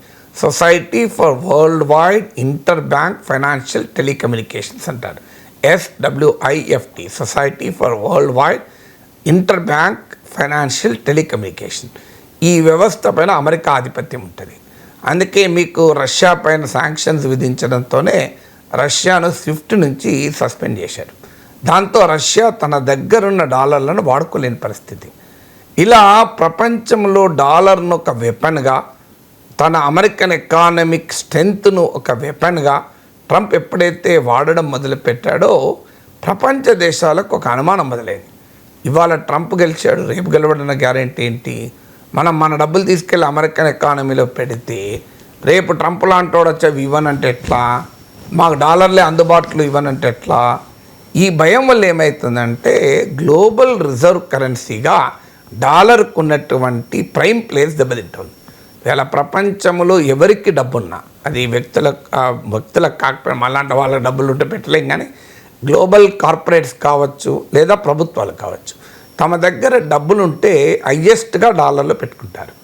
సో ఎందుకు పెట్టుకుంటారంటే దానికి ఆ విశ్వాసం. అమెరికా లాంటి ఒక బలమైన ఆర్థిక వ్యవస్థ, బలమైన మిలిటరీ శక్తి, బలమైన innovation, science and technology innovation ఉన్న కంట్రీ కనుక అక్కడ పెడితే ప్రమాదం లేదు అని. ఇప్పుడు మీకు ఇంట్లో నగలు ఉంటాయి, బంగారు నగలు, మీరు పెళ్ళికి ఊరు వెళ్తున్నారు, మీరు ఒక అపార్ట్మెంట్లో లేదు ఇండిపెండెంట్ హౌస్లో ఉన్నారు. ఏం చేస్తారు మీరు? ఏమో దొంగలు పడతారేమో, ఎందుకైనా మంచిది అని తీసుకెళ్ళి ఒక మిత్రుని ఇంట్లో పెడతారు. ఎలాంటి మిత్రుని ఇంట్లో పెడతారు? చాలా బిజినెస్ లాస్ అయ్యి క్రైసిస్లో ఉండి ఇబ్బందుల్లో ఉన్న ఇంట్లో పెడతారా? అది ఎంత క్లోజ్ ఉన్నా పెట్టారు, సొంత బామ్మర్దైనా పెట్టరు. ఎక్కడ పెడతారు? తీసుకెళ్ళి కాస్త సేఫ్, ఇక గ్యారంటీ ఇతని దగ్గర ఉంటే ప్రమాదం ఉండదు అనే చోట పెడతారు. ప్రపంచవ్యాప్తంగా కూడా గ్లోబల్ సర్ప్లస్ అదే రకంగా ప్రవర్తిస్తుంది. ఎవరి దగ్గర పెడుతుంది? ఎవరి దగ్గర అయితే ఎక్కడైతే పెడితే సేఫ్ ఉంటుందో అక్కడ పెడుతుంది. సాధారణంగా డాలర్ను సేఫ్గా భావిస్తారు. ఎందుకంటే dollar is a global demand. మీరు ఇలా డాలర్ పట్టుకొని ఆఫ్రికా ఇల్లు నీకు సరుకులు కొనవచ్చు, అమెరికా ఇల్లు సరుకులు కొనవచ్చు, రష్యా ఇల్లు కొనవచ్చు, శ్రీలంక ఇల్లు కొనవచ్చు. అందువల్ల డాలర్కు ఉండేటువంటి ఆ గ్లోబల్ రిజర్వ్ కరెన్సీగా, ప్రీమియర్ ఫారిన్ ఎక్స్చేంజ్గా డాలర్కు ఉన్న ప్రైమ్ పొజిషన్. ట్రంప్ ఏం చేశాడంటే దాని పట్ల విశ్వాసాన్ని సడలింపజేశాడు. అందుకే మీకు బ్రిక్స్ సమావేశంలో రష్యా ప్రతిపాదించింది బ్రిక్స్ కరెన్సీ అని. భారతదేశం కూడా తన రూపాయిని ఇంటర్నేషనలైజ్ చేయాలని ప్రయత్నం చేస్తోంది. చైనా వాళ్ళైతే తన కరెన్సీని డాలర్కు ప్రత్యామ్నాయంగా డెవలప్ చేయాలని చైనా ఆలోచిస్తోంది. ఈ పరిణామాలన్నీ జరుగుతున్నప్పుడు డాలర్ పైన కాన్ఫిడెన్స్ దెబ్బతింటుంది. డాలర్ పైన కాన్ఫిడెన్స్ దెబ్బతినడం వల్ల డాలర్ వాల్యూ పడిపోతుంది. నేను ఇంతకుముందు చెప్పిన లెక్కలు లాస్ట్ 1 మంత్లో 6% డాలర్ వాల్యూ పడిపోయింది. లాస్ట్ 3 మంత్లో 10% పడిపోయింది. సో డాలర్ వాల్యూ ఇంత స్టీప్గా పడిపోవడం చాలా అరుదు. దానివల్ల ఏమవుతుందంటే మరి డాలర్లో పెట్టలేము, మరి ఎక్కడ పెట్టాలి? సో ఆటోమేటిక్గా ఎక్కడ పెడతారు? ఇప్పుడు మీ దగ్గర నగలు ఉంటే ఊరు వెళ్తే ఏం చేస్తారు? సాధారణంగా టైం ఉంటే పెద్ద నగలు అయితే వెళ్ళి బ్యాంక్కి వెళ్ళి లాకర్లో పెట్టుకుంటారు. సో ఈవెన్ ఫ్రెండ్స్ ఇన్లో రిలేటివ్స్ ఇన్లో కూడా పెట్టరు. బ్యాంక్కి వెళ్ళే లాకర్కి వెళ్ళే సమయం లేదు, అంత పెద్ద నగలు కాదు, చిన్న చిన్నవి. అప్పుడు ఏం చేస్తారు? సెకండ్ ఆప్షన్గా సేఫ్, ఎవరైతే మన బంధువో ఫ్రెండో ఎకనామికల్గా స్టేబుల్ ఉండి చాలా వాళ్ళ దగ్గర పెడితే ఎలాంటి ప్రమాదము లేదు అనుకున్న వాళ్ళు ఇంట్లో పెడతాను. ఇది కూడా అంతే. డాలర్లో గ్లోబల్ సర్ప్లస్ పెట్టలేని పరిస్థితి ఉంటే, ట్రంప్ లాంటి ఆ డాలర్ని ఏం చేస్తారో తెలియని పరిస్థితి ఉంటే ఏం చేస్తారు? ఇంకొక సోర్స్ ఏంటి? గోల్డ్. ఇంకో వేరే సోర్స్ లేదు. మీరు ఊహించండి, ప్రభుత్వాలకు కావచ్చు, బడా కార్పొరేట్లకు కావచ్చు, మిగులు ఉంటే, సర్ప్లస్ ఉంటే ఏం చేయాలి వాళ్ళు? సో వాళ్ళు ఆటోమేటిక్గా డాలర్ కాకపోతే నెక్స్ట్ గ్లోబల్లీ ట్రాన్సాక్టెడ్ వాల్యూ ఉన్న ఏంటి? గోల్డే. మీరు జపనీస్ యెన్లోనో చైనీస్ యువాన్లోనో పెట్టారనుకోండి, యువాన్లు పట్టుకొని నువ్వు అమెరికాకు పోతే చైనా కదా అని ఎవడినాడు, ఎన్ను పట్టుకొని మీరు యూరోప్కి వెళ్తే జపాన్ కదా అని ఎవడినాడు. అందువల్ల అల్టిమేట్గా డాలర్ రూపంలో కాకపోతే గోల్డ్ రూపంలో పెడతారు. అందువల్ల డాలర్ వాల్యూ ప్రైస్కు గోల్డ్ ప్రైస్కు మధ్య ఆ ఇన్వర్స్ రిలేషన్షిప్ ఉంటుంది. డాలర్ తగ్గిపోయినప్పుడల్లా గోల్డ్ పెరుగుతుంది. ఇప్పుడు డాలర్ బాగా తగ్గుతుంది కనుక గోల్డ్ ప్రైస్ పెరుగుతుంది. రేపు మళ్ళీ మేక్ అమెరికా గ్రేట్ అగైన్ నిజంగానే అయిందనుకో, అప్పుడు డాలర్ డిమాండ్ పెరుగుతుంది, అప్పుడు గోల్డ్ ప్రైస్ తగ్గుతుంది. కొన్ని ప్రత్యేక సందర్భాలు అంటే జియో పొలిటికల్ టెన్షన్స్ అంటారు. అంటే పెద్ద ఎత్తున వారు, అన్సర్టనిటీ, పాండమిక్లు ఇలాంటివి వచ్చినప్పుడు ఏమవుతాయంటే డాలర్కైనా గోల్డ్కైనా ఉన్న ఏకైక క్యారెక్టర్, కామన్ క్యారెక్టర్ ఏంటి? Safe haven. అంటే డాలర్లో పెట్టుకున్న గోల్డ్లో పెట్టుకున్న సురక్షితము. అప్పుడు ఏమవుతుంది? ఇలాంటి geopolitical crisis, geoeconomic crisis, సంచరీలో ఒకసారి వచ్చే పాండమిక్లు వచ్చినప్పుడు ఈ 2 రకాల సేఫ్ హ్యావెన్స్లో పెడతారు. అంటే మీ దగ్గర ఎక్కువ నగలు ఉన్నాయనుకోండి, కొన్ని లాకర్లో పెడతారు, కొన్ని తెలిసిన వాళ్ళు ఇంట్లో పెడతారు కదా. ఇది కూడా అంతే, డాలర్లో పెడతారు, గోల్డ్ పెడతారు. అప్పుడు మాత్రమే డాలర్ వాల్యూ, గోల్డ్ వాల్యూ 2 పెరుగుతాయి. సాధారణంగా 2 పెరగవు, ఇన్వర్స్ రిలేషన్షిప్ ఉంటుంది. ఇప్పుడున్న ట్రెండ్ ఏంటంటే డాలర్ వాల్యూ పతనం అవుతుంది కనుక గోల్డ్ వాల్యూ గణనీయంగా పెరుగుతుంది. సో ఇవన్నీ కూడా nothing to do with our demand and supply. మన గోల్డ్ షాప్లో హైదరాబాద్లో ఉన్న బంగారం దుకాణాలు వెళ్ళి బంగారం కొన్న వాళ్ళతో ఎలాంటి సంబంధము లేదు. సో అందువల్ల this is a big challenge. So అందువల్ల గోల్డ్ ప్రైసెస్ ఎవరము స్పెక్యులేట్ చేయలేం. It's a personal choice. మీ రిస్క్ అపటైట్ ఎంత, మీకుండేటువంటి అంచనాలను బట్టి you take a call. I'm not predicting anything. పేపర్లో వచ్చినా నేనేమీ ప్రిడిక్ట్ చేయడం లేదు. I can only analyse. Gold price పెరిగితే ఎందుకు పెరిగిందో అనలైజ్ చేస్తాను, తగ్గితే ఎందుకు తగ్గిందో అనలైజ్ చేస్తాను. కానీ పెరుగుతుంది అని లేదా తగ్గుతుంది అని చెప్పగలిగే సామర్థ్యం నాకు లేదు. ఇక హైదరాబాద్ ఎమ్మెల్సీ ఎన్నిక రేపు జరగబోతోంది. Bharatiya Janata party and MIM అభ్యర్థులు పోటీలో ఉన్నారు. పెద్దగా బలం లేదు కాబట్టి కాంగ్రెస్ పార్టీ పోటీలో లేదు. బీఆర్ఎస్కి కొద్దిపాటి బలం ఉన్నప్పటికీ కూడా బీఆర్ఎస్ ఈ ఎన్నికకు దూరంగా ఉంది. కానీ బలం లేకపోయినా భారతీయ జనతా పార్టీ కూడా పోటీలో ఉంది సార్. ఏంటి భారతీయ జనతా పార్టీ వ్యూహం ఏంటి? అండ్ కాంగ్రెస్ అండ్ బీఆర్ఎస్ ఈ రెండు పోటీలో లేకపోవడానికి కారణం ఏంటి? వారి వ్యూహం ఏంటని వాళ్ళు ఓపెన్గా చెప్తున్నారు కదా. ఎందుకంటే ఎంఐఎం అభ్యర్థి ఏకగ్రీవంగా ఎన్నిక కాకూడదు. ఇవాళ ఎమ్మెల్సీ ఎన్నికల్లో పోటీ చేసేది బీజేపీ ఎమ్మెల్సీకి వెళ్దామని కాదు, జిహెచ్ఎంసీ కార్పొరేటర్లకు వెళ్దామని. ఎందుకంటే త్వరలో మళ్ళీ ఈ కొద్ది నెలల్లో జిహెచ్ఎంసీ ఎన్నికలు ఉన్నాయి. జిహెచ్ఎంసీ ఎన్నికల్లో బీజేపీ ప్రచార వ్యూహము టార్గెట్ అంతా ఎంఐఎం ఉంటుంది. హిందూ ముస్లిం డివైడ్ ప్రధానంగా ఉంటుంది. అందుకే మీ లాస్ట్ జిహెచ్ఎంసీ ఎలక్షన్లో చూడండి, అమిత్ షా కావచ్చు, లేకుంటే యోగి ఆదిత్యనాథ్ కావచ్చు, ఎవరు వచ్చినా, ఆ బెంగళూరు ఎంపీ కావచ్చు, సో ఎవరు వచ్చినా హిందూ ముస్లిం ఉంటుంది, ఇంకేముండదు. రోహింగ్యాలు వస్తారు, జిహెచ్ఎంసీ ఎన్నికలు వస్తే మీకు భాగ్యనగర్ వర్సెస్ హైదరాబాద్ వస్తుంది. హైదరాబాద్ పేరు మారుస్తామని అంటారు, మీకు రజాకర్లు వస్తారు. ఈ మొత్తం హిందూ ముస్లిం పాలిటిక్స్ నడుపుతుంది బీజేపీ. సో ఈ పాలిటిక్స్ నడిపేటప్పుడు ఎంఐఎం టార్గెట్గా ఆ ఎన్నికల్ని పోలరైజ్ చేయాలి అంటారు. ఇప్పుడు కూడా దానికి బిగినింగ్ ఇది. అందుకే మీకు కొన్ని కాలనీల్లో బీఆర్ఎస్ కాంగ్రెస్ కార్పొరేటర్లు ఉన్న కాలనీలో బీజేపీ వారు పార్టీగానే కాదు, మా ప్రజలుగా మేము ఫ్లెక్సీలు పెడతానని కొన్ని ఫ్లెక్సీలు వెలిసాయి.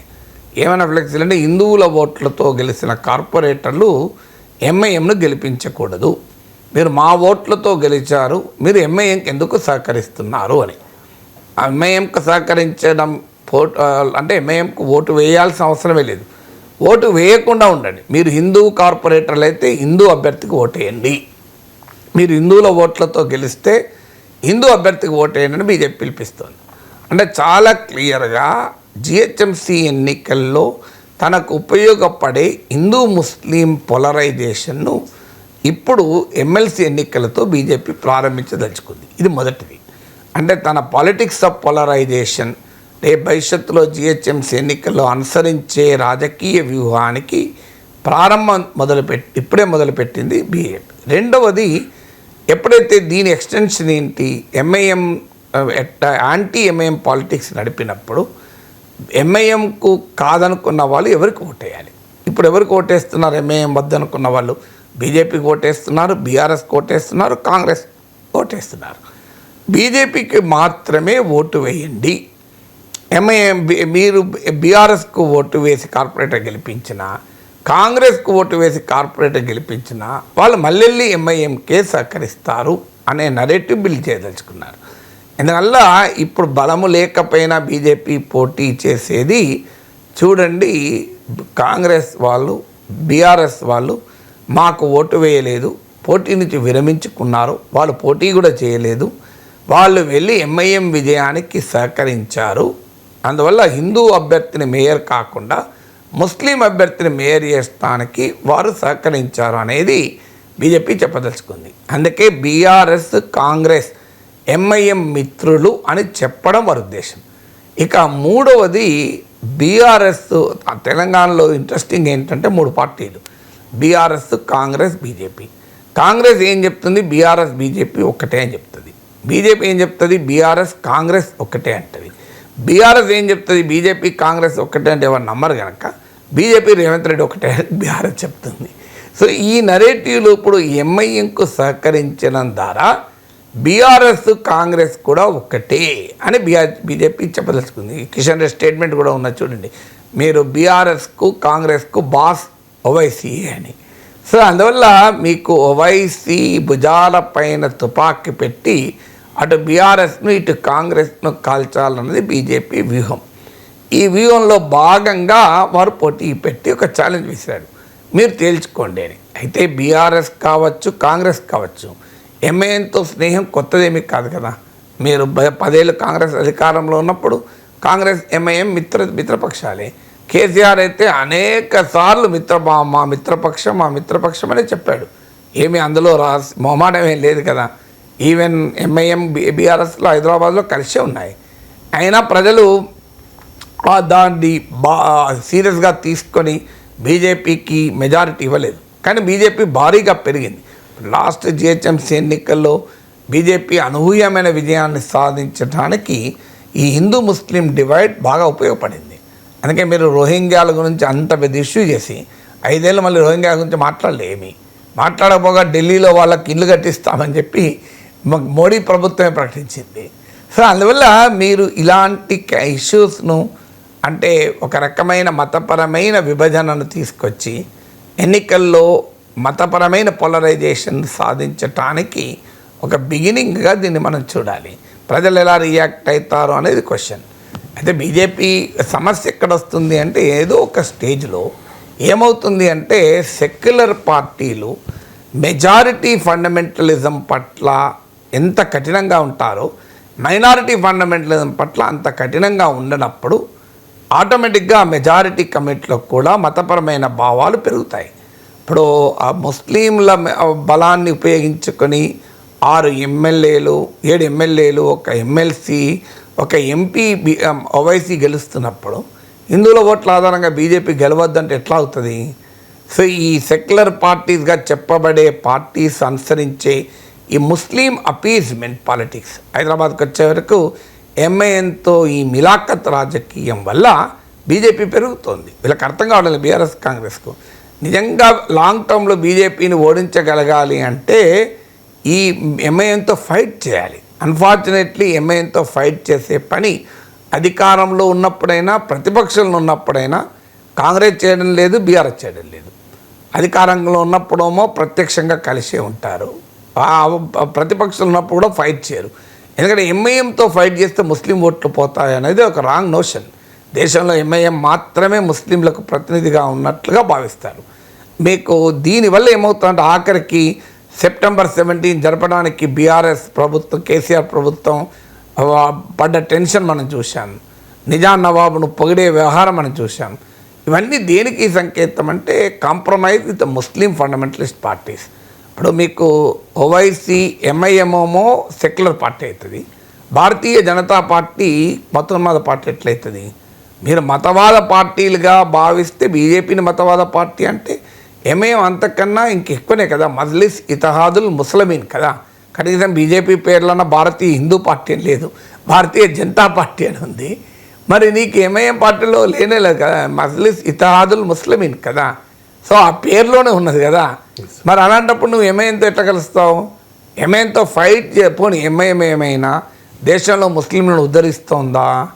ముస్లింల పేదరికాన్ని, ముస్లింల వెనుకబాటుతనాన్ని రాజకీయ ఆయుధంగా మార్చుకొని పేద ముస్లింలలో మతభావాల్ని రెచ్చగొట్టి పరమైన అభద్రతను రెచ్చగొట్టి లాభపడుతున్నారు కదా. నీకు నిజంగా ఓల్డ్ సిటీలో ముస్లింలు ఎంతమంది సాఫ్ట్వేర్ ఇంజనీర్లను చేశాడు ఓవైసీ. ఇన్నేళ్ళ నుంచి అసదుద్దీన్ ఓవైసీ ఎంపీగా ఉన్నాడు. అసదుద్దీన్ ఓవైసీ, అక్బరుద్దీన్ ఓవైసీలకు ఉన్న ఎడ్యుకేషన్, అకాడమిక్ బ్యాక్గ్రౌండ్ ఎంతమంది ముస్లింలకు ఇప్పించాడు. ఈజ్ ఎ బారిస్టర్, మామూలు విషయం కాదు. బారిస్టర్ అంటే లాయర్గా ఫారిన్ యూనివర్సిటీలో, టాప్ యూనివర్సిటీలో చదివాడు. అందుకే అద్భుతమైన ఇంగ్లీష్ మాట్లాడతాడు, మంచి మేధావి ఇద్దరు కూడా. మరి ఈ రకమైన చదువు ఎందుకు మీరు పేద ముస్లింలకు ఇవ్వరు? మీరు ఎన్ని ఓల్డ్ సిటీలో ఎన్ని టాప్ స్కూల్స్ వచ్చాయి, ఒక మంచి హెల్త్ ఎందుకు ఇవ్వరు? ఒక మంచి హౌసింగ్ ఎందుకు ఇవ్వరు? ఇలా ఓల్డ్ సిటీలో ప్రాపర్టీ ప్రైస్ ఏంటి పరిస్థితి చూడండి. ఓల్డ్ సైట్లో నీకు రియల్ ఎస్టేట్ ఎందుకు డెవలప్ కాదు? ఆఖరికి ఓల్డ్ సిటీ ద్వారా మెట్రో పోవాలంటే కూడా 10 ఏళ్ళు అడుగుతున్నారు కదా. సో ఎందుకు ఈ రకమైనటువంటి అంటే ఓల్డ్ సిటీ అలాగే శిథిలమైన పేదరికం గూడు కట్టుకున్న వెనుకబడిన ప్లేస్గా ఉంటే మా రాజకీయాలు నడుస్తాయి. ఆడ పవర్ బిల్లు కట్టం, వాటర్ బిల్లు కట్టం, అన్నిటికీ మా కార్పొరేటర్ల చుట్టూ తిరగాలి. సో ఈ రకమైన పాలిటిక్స్ మీరు నడుపుతుంటే దేశంలో బీజేపీ విమర్శిస్తే ఏమొస్తుంది? అందువల్ల సెక్యులర్ పార్టీస్ అనుసరిస్తున్న కాంప్రమైజ్. ఇప్పుడు అక్బరుద్దీన్ ఓవైసీ హిందూ దేవుళ్ళని తిడితే ఏ సెక్యులర్ పార్టీ జెండాలు పట్టుకొని ధర్నా చౌక్కి వెళ్ళవు. కానీ ఒక విశ్వ హిందూ పరిషత్ నాయకుడు పొరపాటున ముస్లింలను తిట్టాడు అనుకోండి, ఇప్పుడు నిషికాంత్ దుబే ఖురేషిని పట్టుకొని ముస్లిం కమిషనర్ అంటే పెద్ద ఎత్తున లౌకికవాదులు గొడ్డళ్ళు, రంపాలు, సబ్బళ్ళు, కత్తులు పట్టుకొని ఖండిస్తూనే ఉంటారు. ఇది కదా బీజేపీకి లాభం తెచ్చేది. ఇప్పుడు నాలాంటి వాడు నిషికాంత్ దుబేని ఖండిస్తాడు, అక్బరుద్దీన్ ఓవైసీని కూడా ఖండిస్తాడు. అక్బరుద్దీన్ ఓవైసీ వీడియోలు ఉండగా అతను ఏ శిక్ష పడకుండా కేసీఆర్ ప్రభుత్వం కాపాడలేదా? బీజేపీ ఎక్కడన్నా ఇంట్రెస్టింగ్ ఏంటంటే బీజేపీ కూడా ఫైట్ చేయదు. మీరు గమనించండి, ఇందిరాబాద్ దగ్గర బీజేపీ ధర్నా చేసిందా? పెద్ద ఎత్తున ఒక 3 రోజులు అక్బరుద్దీన్ ఓవైసీని అరెస్ట్ చేయమని బీజేపీ కూడా చేయదు. మీరు గమనిస్తే ఈ దేశంలో ఒక్క అసదుద్దీన్ ఓవైసీ, అక్బరుద్దీన్ ఓవైసీల పైన మాత్రమే సిబిఐ రాదు, ఈడీ రాదు, ఇన్కమ్ ట్యాక్స్ రాదు. అంటే వాళ్ళు వెరీ హానెస్ట్ పొలిటీషియన్గా భావిద్దామా? ఎంఐఎం నాయకులు ఎవరిపైన కానీ ఇవల్ల ఆఖరి మీరు తెలుగుదేశం అనుకూల పారిశ్రామికవేత్తలపై కూడా 2019 ఎలక్షన్ ముందు వచ్చింది. వీళ్ళ మీద ఎందుకు రాదు? ఎందుకంటే వీళ్ళు ఇలా ఉండి రోజు ముస్లింల్లో మతభావాలు రెచ్చగొడితే మనకు హిందూ ఓట్లు వస్తాయనేది బీజేపీ లక్ష్యం. అందువల్ల ఓవైసీ సురక్షితంగా, సుభిక్షంగా, సుసంపన్నంగా ఉండాలని బీజేపీ ఆశిస్తుంది. సెక్యులర్ పార్టీస్ కూడా ఆ కాంప్రమైజ్. సెక్యులర్ పార్టీస్ ఓల్డ్ సీట్లోకి వెళ్ళి ఎంఐఎంను కనుక ఓడించి ఎంఐఎం లేని ఓల్డ్ సీట్ సాధించండి. మీరు హైదరాబాద్లో బీజేపీ తగ్గకపోతే చూడండి మీరు. సో కానీ ఆ కాంప్రమైజ్ చేస్తారు వాళ్ళ ఓట్ల కోసం. ఇక్కడే కాదు కదా, మీకు అస్సాంలో అదే, కేరళలో కాంగ్రెస్ పార్టీ ఐఎంఎల్తో కలుస్తుంది, అస్సాంలో Badruddin Kamal all India United democratic front, బెంగాల్లో మమతా బెనర్జీ, మీకు యూపీ బీహార్లో అయితే MY combination, Muslim Yadav combination. ఇక్కడ అంతా ఎక్కడైతే ఇదంతా జరిగిందో అక్కడల్లా బీజేపీ మీరు గమనించండి. యూపీలో బీజేపీ అధికారంలోకి వచ్చింది, బీహార్లో అధికారంలోకి వచ్చింది, అస్సాంలో అధికారంలోకి వచ్చింది, బెంగాల్లో 77 సీట్లు వచ్చింది ప్రధాన ప్రతిపక్షంగా. ఎందుకంటే ముస్లిం ఓట్ల ఆధారంగా రాజకీయాలు చేస్తే హిందూ ఓట్ల ఆధారంగా రాజకీయాలు చేసడానికి అవకాశాన్ని ఎవరిస్తున్నారు? ఈ సోకాల్ సెక్యులర్ పార్టీస్ ఇవ్వడం లేదా? అందువల్ల బీజేపీ ఎత్తుగడేస్తోందన్న నిజం.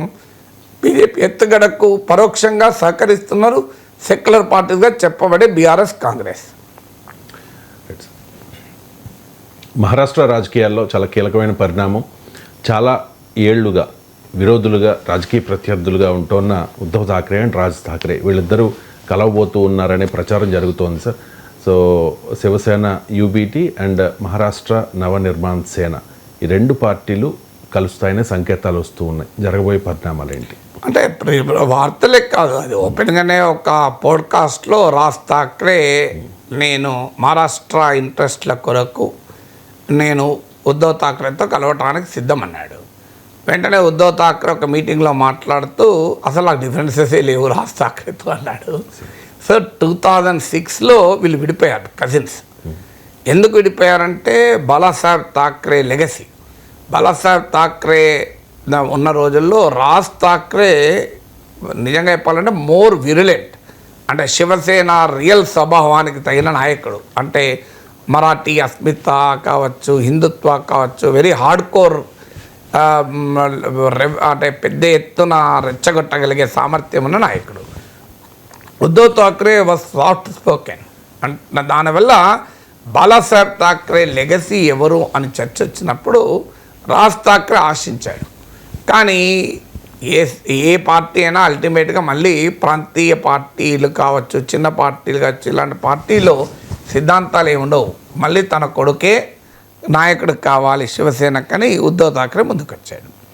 దాంతో రాజ్ ఠాక్రేకి అర్థమైంది, శివసేన ఏదో హిందుత్వ పార్టీ అనుకున్నాను, మరాఠీ అస్మిత పార్టీ అనుకున్నాను, కాదు ఇది బాలాసాహెబ్ ఠాక్రేల కుటుంబ పార్టీ అని భావించి కుటుంబ సభ్యుడు అయి కూడా, కజిన్ అయి కూడా రాజ్ ఠాక్రే బయటకు వచ్చేసాడు. రాజ్ ఠాక్రే 2006లో బయటకు వచ్చాడు. కానీ ప్రాక్టికల్గా ఏం జరిగింది ఈ 20 ఇయర్స్లో, నియర్లీ 2 దశాబ్దాల ఉద్ధవ్ ఠాక్రే రాజ్ ఠాక్రేల విడివిడి ప్రయాణాలు ఏం జరిగింది? ఇద్దరు బలైనపడ్డారు. కారణాలు ఏదైనా కానివ్వండి. మహారాష్ట్ర నవనిర్మాణ సేన ఉనికి కూడా పొందలేకపోయింది. లాస్ట్ అసెంబ్లీ ఎలక్షన్స్లో అడ్రస్ లేకుండా పోయింది. ఆఖరికి నాకు గుర్తు, ఐ థింక్ రాజ్ ఠాక్రే కొడుకు కూడా ఓడిపోయాడు అసెంబ్లీ ఎలక్షన్లో, అమిత్ అనుకుంటాను, నాకు తెలిసినంత గుర్తున్నంత వరకు. రాజ్ ఠాక్రే సన్ కూడా ఓడిపోయాడు అసెంబ్లీ ఎన్నికల్లో. దాంతో ఎంఎన్ఎస్కి అర్థమైంది తనకు ఇక పొలిటికల్ ఫ్యూచర్ లేదు అని. ఏం చేయాలి ఇక మరి? 2 ఆప్షన్స్, బీజేపీతోనన్నా కలవాలి, లేదంటే తిరిగి వచ్చి శివసేనతోనన్నా కలవాలి. బీజేపీతో కలవటానికి కూడా రాజ్ ఠాక్రే ప్రయత్నం చేశాడు. కానీ ఈలోగా జరిగింది ఏంటి పరిణామం అంటే, బీజేపీతో ఉన్నవారే అసహనం ఫీల్ అవుతున్నారు. ఏక్నాథ్ షిండే పరిస్థితి గమనించారు రాజ్ ఠాక్రే. బీజేపీతో ఉండడమే కాదు, బీజేపీ అధికారంలోకి రావటానికి కీలక పాత్ర పోషించి రిలేటివ్లీ వెరీ పాపులర్ చీఫ్ మినిస్టర్గా పేరుగాంచిన ఏక్నాథ్ షిండే పరిస్థితి ఏంటి? ఒక రకంగా అన్వాంటెడ్ గెస్ట్. అంటే మనం ఒక ఇంటికి ఒక గెస్ట్ వస్తే అతను పట్ల మనకు ఆసక్తి లేదనుకోండి, ఆ గెస్ట్ ఎలా ఎంబరాసింగ్ పొజిషన్లో ఉంటాడో చూడండి. ఒక అన్వాంటెడ్ గెస్ట్గా ఏక్నాథ్ షిండే ఉన్నాడు. సో రాజ్ ఠాక్రేకి అర్థమైంది, బీజేపీతో వెళ్ళినా ఏక్నాథ్ షిండే లాంటి బోలెడు మంది ఎమ్మెల్యేలు ఉండి, ముఖ్యమంత్రిగా పాపులర్ ఉండి, ప్రజల్లో ఇమేజ్ ఉన్న నాయకుడికే విలువ లేదు. తనకేం విలువ ఉంటుంది? తనకు బలం కూడా లేదు, ఉనికి కూడా లేదు. అందువల్ల అర్థమైంది. తర్వాత ఇంకొకటి ఏమర్థమైందంటే, బీజేపీతో కలిసిన ఏ రీజనల్ పార్టీ కూడా లాభపడేది. మీరు చరిత్ర అంతా చూడండి. నేను అనేక సార్లు కూడా చెప్పాను, కాంగ్రెస్తో కలిసిన రీజనల్ పార్టీస్ బాగుపడ్డాయి. డిఎంకే కాంగ్రెస్తో కలిసింది, అధికారంలో ఉంది. మీకు కాంగ్రెస్తో కలిసిన రీజనల్ పార్టీస్, బీఆర్ఎస్ 2004లో కాంగ్రెస్తో కలిసింది, 10 ఏళ్ళు తెలంగాణలో కాంగ్రెస్నే పక్కకు పెట్టి పాలించింది. మీరు చరిత్రలో ఆర్జేడీ కాంగ్రెస్తో కలిసింది, బీహార్లో అధికారంలో ఉంది. ఉత్తరప్రదేశ్లో సమాజ్వాదీ పార్టీ కాంగ్రెస్తో కలిసింది, బీజేపీ కన్నా ఎక్కువ ఎంపీ సీట్లు గెలుచుకుంది. ఇలా దేశం మొత్తం మీద మీరు చూడండి, కాంగ్రెస్తో కలిసిన ప్రాంతీయ పార్టీ లాభపడ్డాయి. ఒక్కొక్కసారి కాంగ్రెస్ కన్నా ఎక్కువ లాభపడ్డాయి. కాంగ్రెస్ బలహీనపరిచాయి కూడా. తమిళనాడులో అయితే డిఎంకే ఏడిఎంకేలు కాంగ్రెస్తో కలిసాక అవి బలపడ్డాయి, కాంగ్రెస్ వీక్ అయింది. ఇందుకు భిన్నంగా బీజేపీతో కలిసిన ప్రాంతీయ పార్టీ ఒక్కటంటే ఒక్కటి మీకు బ్రహ్మాండంగా అభివృద్ధి అయినటువంటి పార్టీ పేరు చెప్పండి. సింగిల్ పార్టీ ఉండదు. బీజేపీతో కలిసిన ప్రాంతీయ పార్టీ కాలక్రమేణా వీక్ కావడమే. అస్సాంలో అస్సాం గణ పరిషత్, బీహార్లో జేడీయూ, మీకు హర్యానాలో జననాయక జనతా పార్టీ, జమ్మూ కాశ్మీర్లో పీడీపీ, కర్ణాటకలో జనతాదళ్ సెక్యులర్, మహారాష్ట్రలో శివసేన, మీకు ఒరిస్సాలో బిజు జనతాదళ్ పరోక్షంగా మద్దతు, మీకు పరోక్షంగా అటు బీజేపీతో ఫైట్ చేయకుండా ఉన్న నవీన్ పట్నాయక్ ఓడిపోయాడు, జగన్మోహన్ రెడ్డి ఓడిపోయాడు, కేసీఆర్ ఓడిపోయాడు. మీరు గమనించండి. బీఆర్ఎస్, వైసీపీ, బీజేడీ, పంజాబ్లో శిరోమణి అకాలీ దళ్, తమిళనాడులో ఏడీఎంకే. మీరు ఈ ప్రతి పార్టీ పేరు ఇప్పుడు నేను దేశం మొత్తం అన్ని రాష్ట్రాలు చెప్పాను, అన్ని పార్టీలు బలహీనపడ్డాయి. బీజేపీతో కలిసి బలపడ్డ ఒక్క ప్రాంతీయ పార్టీ పేరు చెప్పాను నాకు. ఇంపాసిబుల్, ఎక్కడా లేదు, దేశంలో ఎక్కడా లేదు. ఇది రాజ్ ఠాక్రేకి అర్థమైంది. ఓహో, బీజేపీతో కలిసిన ప్రాంతీయ పార్టీలు మనగడ సాధించలేవు. కాలక్రమేణా ఆ పార్టీ స్పేస్ కాస్త బీజేపీ లాగేసుకుంటుంది. మీరు ఆంధ్రప్రదేశ్లో సహజంగా క్వశ్చన్ వస్తుంది, మరి ఏంటి అని. మీరు చూడండి తర్వాత ఏం జరుగుతుందో. ఇప్పుడు నేను చెప్తే ఏదో నాకేదో ఎజెండా ఉంది అని కొంతమంది అనుకుంటారు, కానీ జరగబోయేది అదండి. అందుకే ఇండియా అంతా చెప్పాను. ఆంధ్రప్రదేశ్లో ఏం జరుగుతుందో తర్వాత చూద్దాం.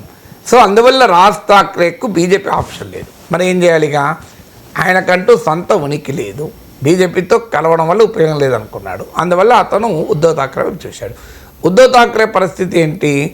బీజేపీతో కలిసినప్పుడు బాలాసాహెబ్ ఠాక్రే ఉన్న రోజుల్లో Shiv Sena was a major partner. Manohar Joshi లాంటి వాళ్ళు ముఖ్యమంత్రులు అయ్యారు, లోక్సభ స్పీకర్లు అయ్యారు. బీజేపీ ఇది జూనియర్ పార్ట్నర్, కానీ రివర్స్ అయింది. ఇలా బీజేపీకి ఒక <10 సీట్స్ తక్కువ, అంతే. సొంతగా అధికారంలోకి వచ్చే పరిస్థితి వచ్చింది. శివసేన చీలిపోయింది. ఏక్నాథ్ షిండే వర్గం అసెంబ్లీ ఎన్నికల్లో డామినేట్ అయింది, లోక్సభ ఎన్నికల్లో ఉద్ధవ్ ఠాక్రే నిలబడ్డా. అందువల్ల ఇవాళ ఉద్ధవ్ ఠాక్రే పరిస్థితి ఏంటి? తాను కాంగ్రెస్ ఎన్సీపీలతో ఉన్నా తన బేస్ కాస్త దెబ్బతిన్నది. ఇప్పుడు ఆ బేస్ను పెంచుకోవడం అనేది ఇప్పుడు ఎస్పెషల్లీ ముంబై మున్సిపల్ కార్పొరేషన్ ఎన్నికలు ఉన్నాయి. శివసేనకు మొదటి నుంచి ముంబై ఒక కంచుకోట లాంటిది, గుండెకాయ లాంటిది. అందువల్ల ఇవాళ శివసేన వారసత్వం ఎవరిది, రియల్ శివసేన ఎవరిది అన్నప్పుడు ప్రజలు 2 రకాల తీర్పు చెప్పారు. పార్లమెంట్ ఎన్నికల్లోమో ఉద్ధవ్ ఠాక్రేది రియల్ శివసేన అని తీర్పు చెప్పారు మెజారిటీ ప్రజలు. అసెంబ్లీ ఎన్నికలకు వచ్చే వరకు ఏక్నాథ్ షిండేది రియల్ శివసేన అని తీర్పు చెప్పారు. సో అందువల్ల 1:1 మ్యాచ్ టై అయి ఉంది సిరీసు. ఇప్పుడు నెక్స్ట్ థర్డ్ మ్యాచ్ సిరీస్లో ముంబై కార్పొరేషన్ ఎన్నికలు. దీంతో సిరీస్ ఎవరు గెలుస్తారని తేలిపోతుంది.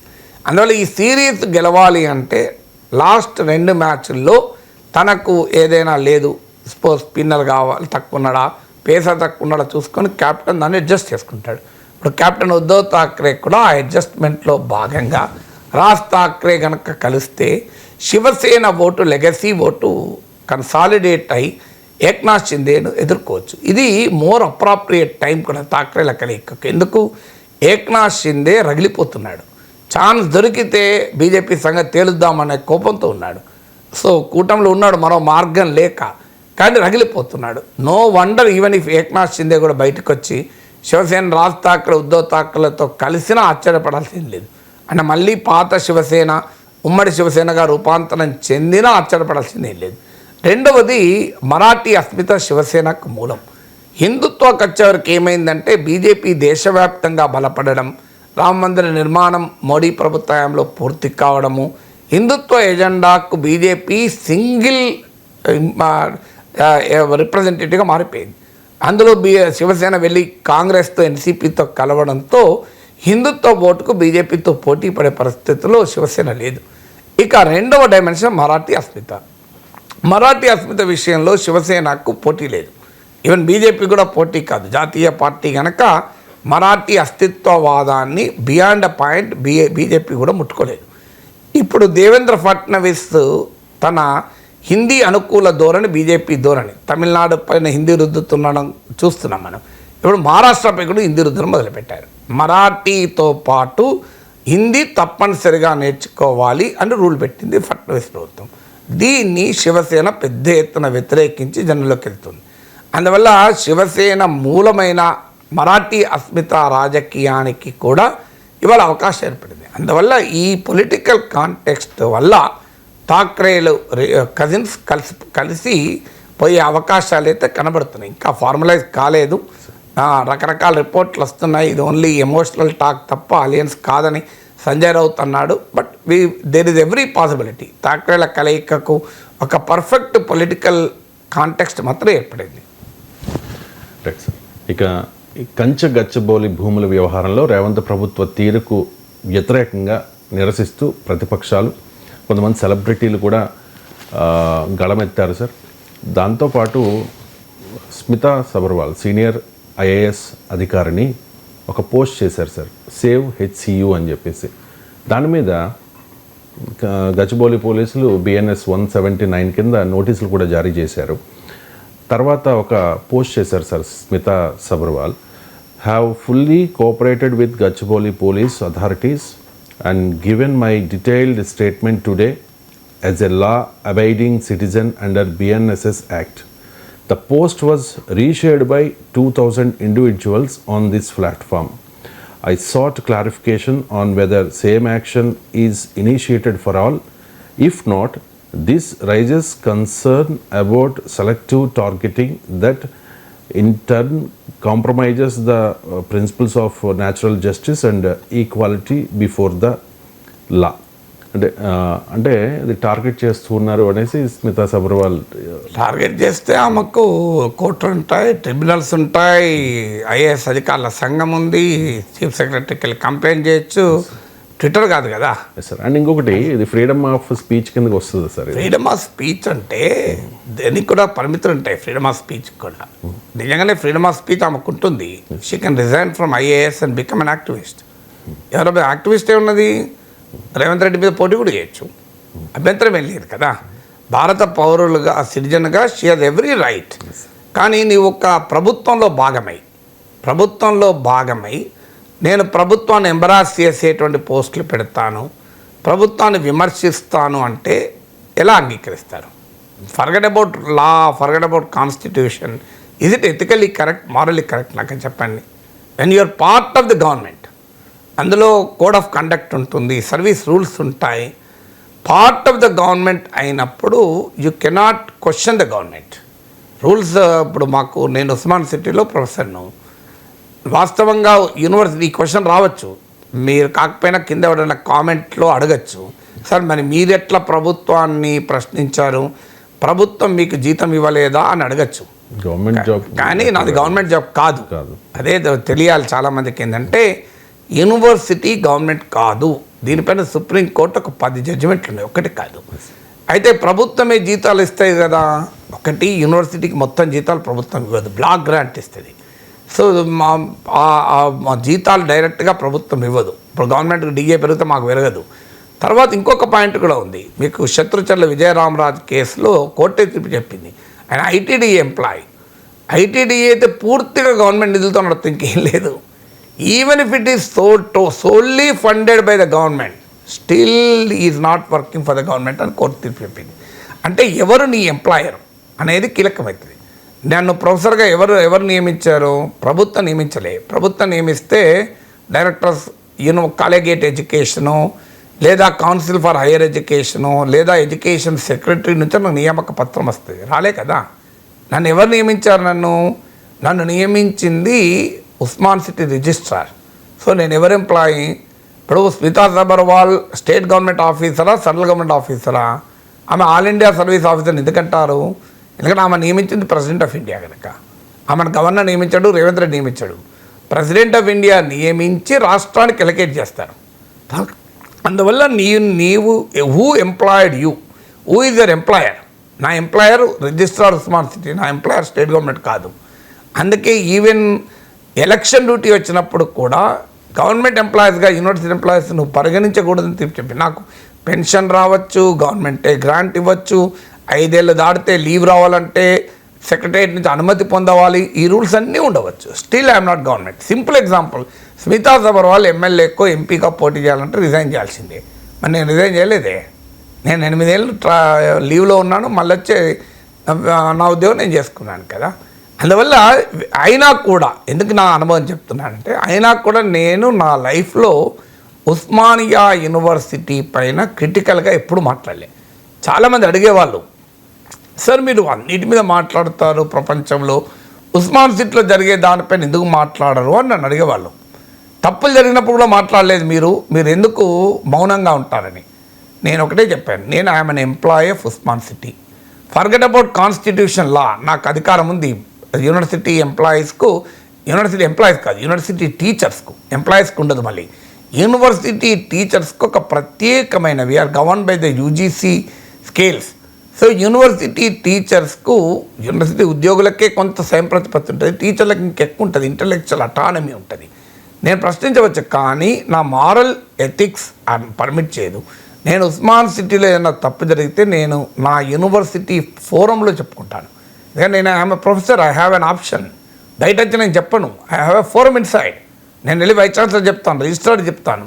ఎందుకంటే నా ఫోరంలో నాకు అవకాశం ఉన్నప్పుడు బయటకు వచ్చి చెప్పను అని నేను ఎన్నడూ మాట్లాడలేదు. చాలామంది నా పైన విమర్శలు కూడా చేశారు, మీరు యూనివర్సిటీ పైన ఎందుకు మాట్లాడలేదు. నా ఎథిక్స్ ఒప్పుకోవని చెప్పాను.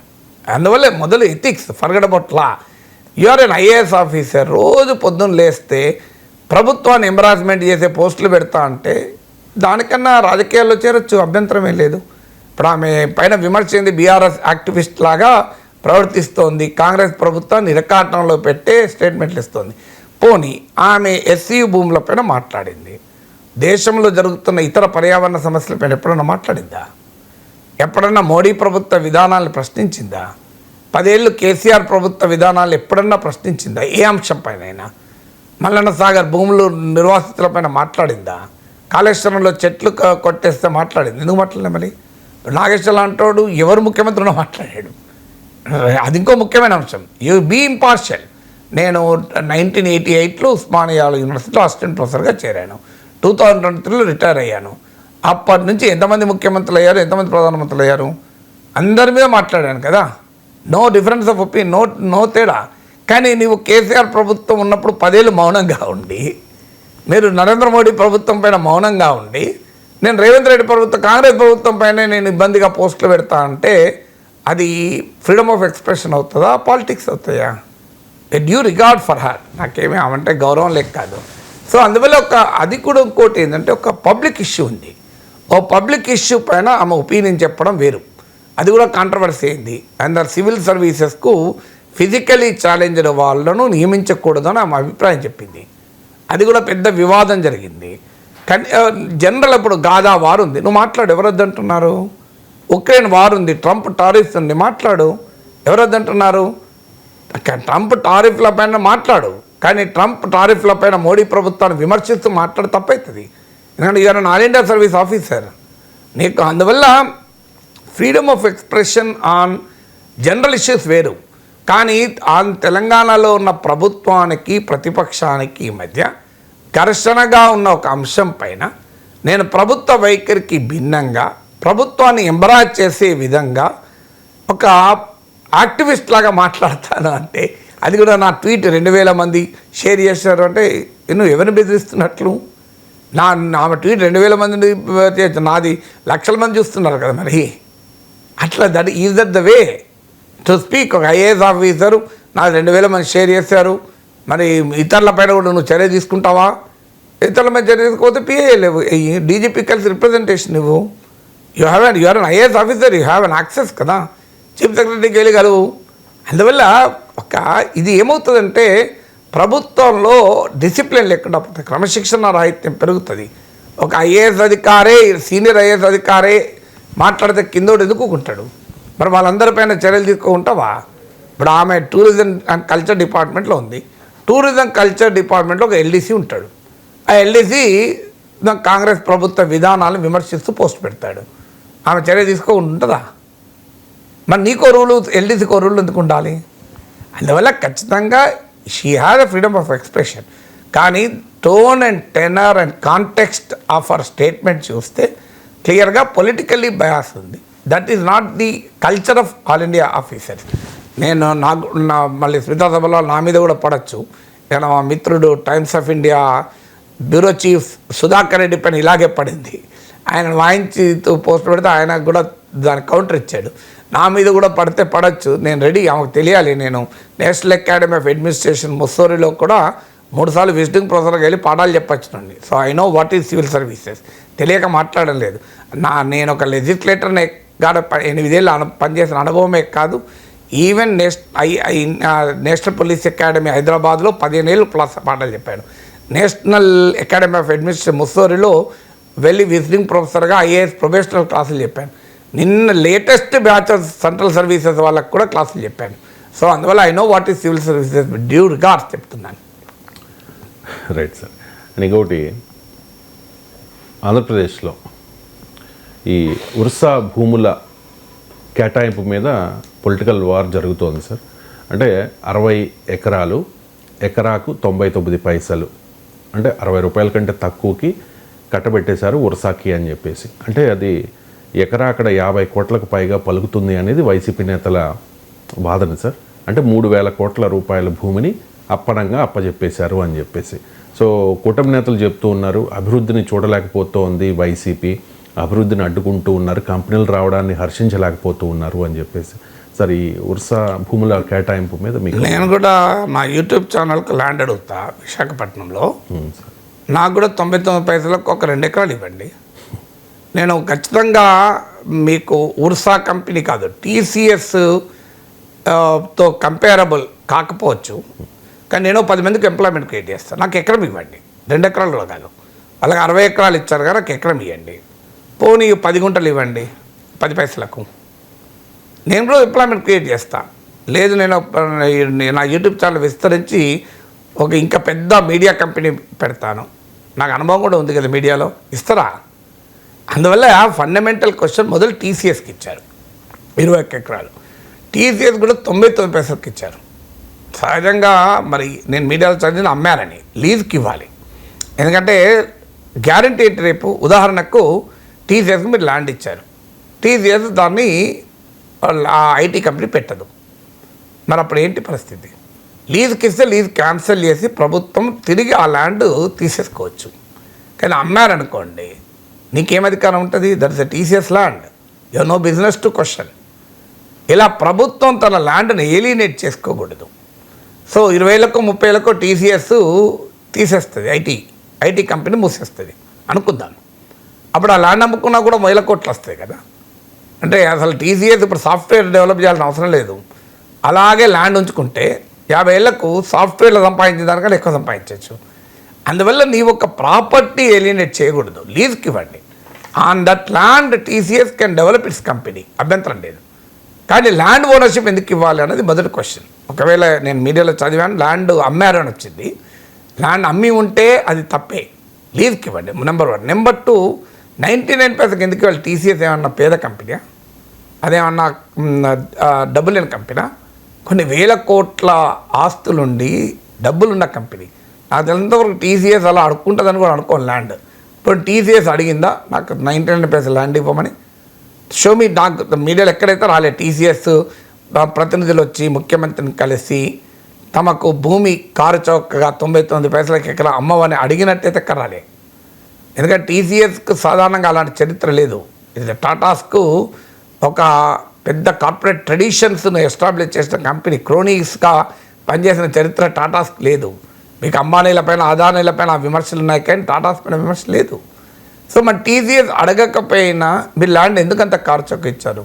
లేదు TCS by the land, TCS capacity లేదా? ల్యాండ్ కొను పోనీ టీసీఎస్కు మీరు ల్యాండ్ ఇచ్చారు, మీరు ఇంతమంది ఉద్యోగాలు ఇవ్వాలని కండిషన్ పెట్టారా? వాళ్ళకి ఇంత జీతాలు ఇవ్వాలంటే కండిషన్ పెట్టారా? ఇలా టీసీఎస్ పైన కంప్లైంట్ ఏంటంటే లోయెస్ట్ సాలరీస్ ఉంటాయి, ఎంట్రీ లెవెల్ 25,000కు. నేను నా దగ్గర పనిచేసే వాళ్ళకి 25,000 కాదు 30,000 ఇస్తున్నా. టీసీఎస్ 25,000 ఇస్తుంది. 25,000 30,000తో చాలామందితో పని చేయించుకుంటుంది. మీరు మినిమం ఆ సాఫ్ట్వేర్ ఇంజనీర్కి 50,000 ఇవ్వండి అని కండిషన్ పెట్టండి ల్యాండ్ ఇచ్చినప్పుడు ఫ్రీగా. ప్రజల పక్షాన కండిషన్ పెట్టండి ప్రభుత్వం. మీరు ఎంత ఉద్యోగాలు ఇవ్వాలి అనేది కండిషన్ ఉండదు, ఎన్ని జీతాలు ఇవ్వాలో కండిషన్ ఉండదు. మరి ఎందుకు ఇవ్వాలి ల్యాండ్?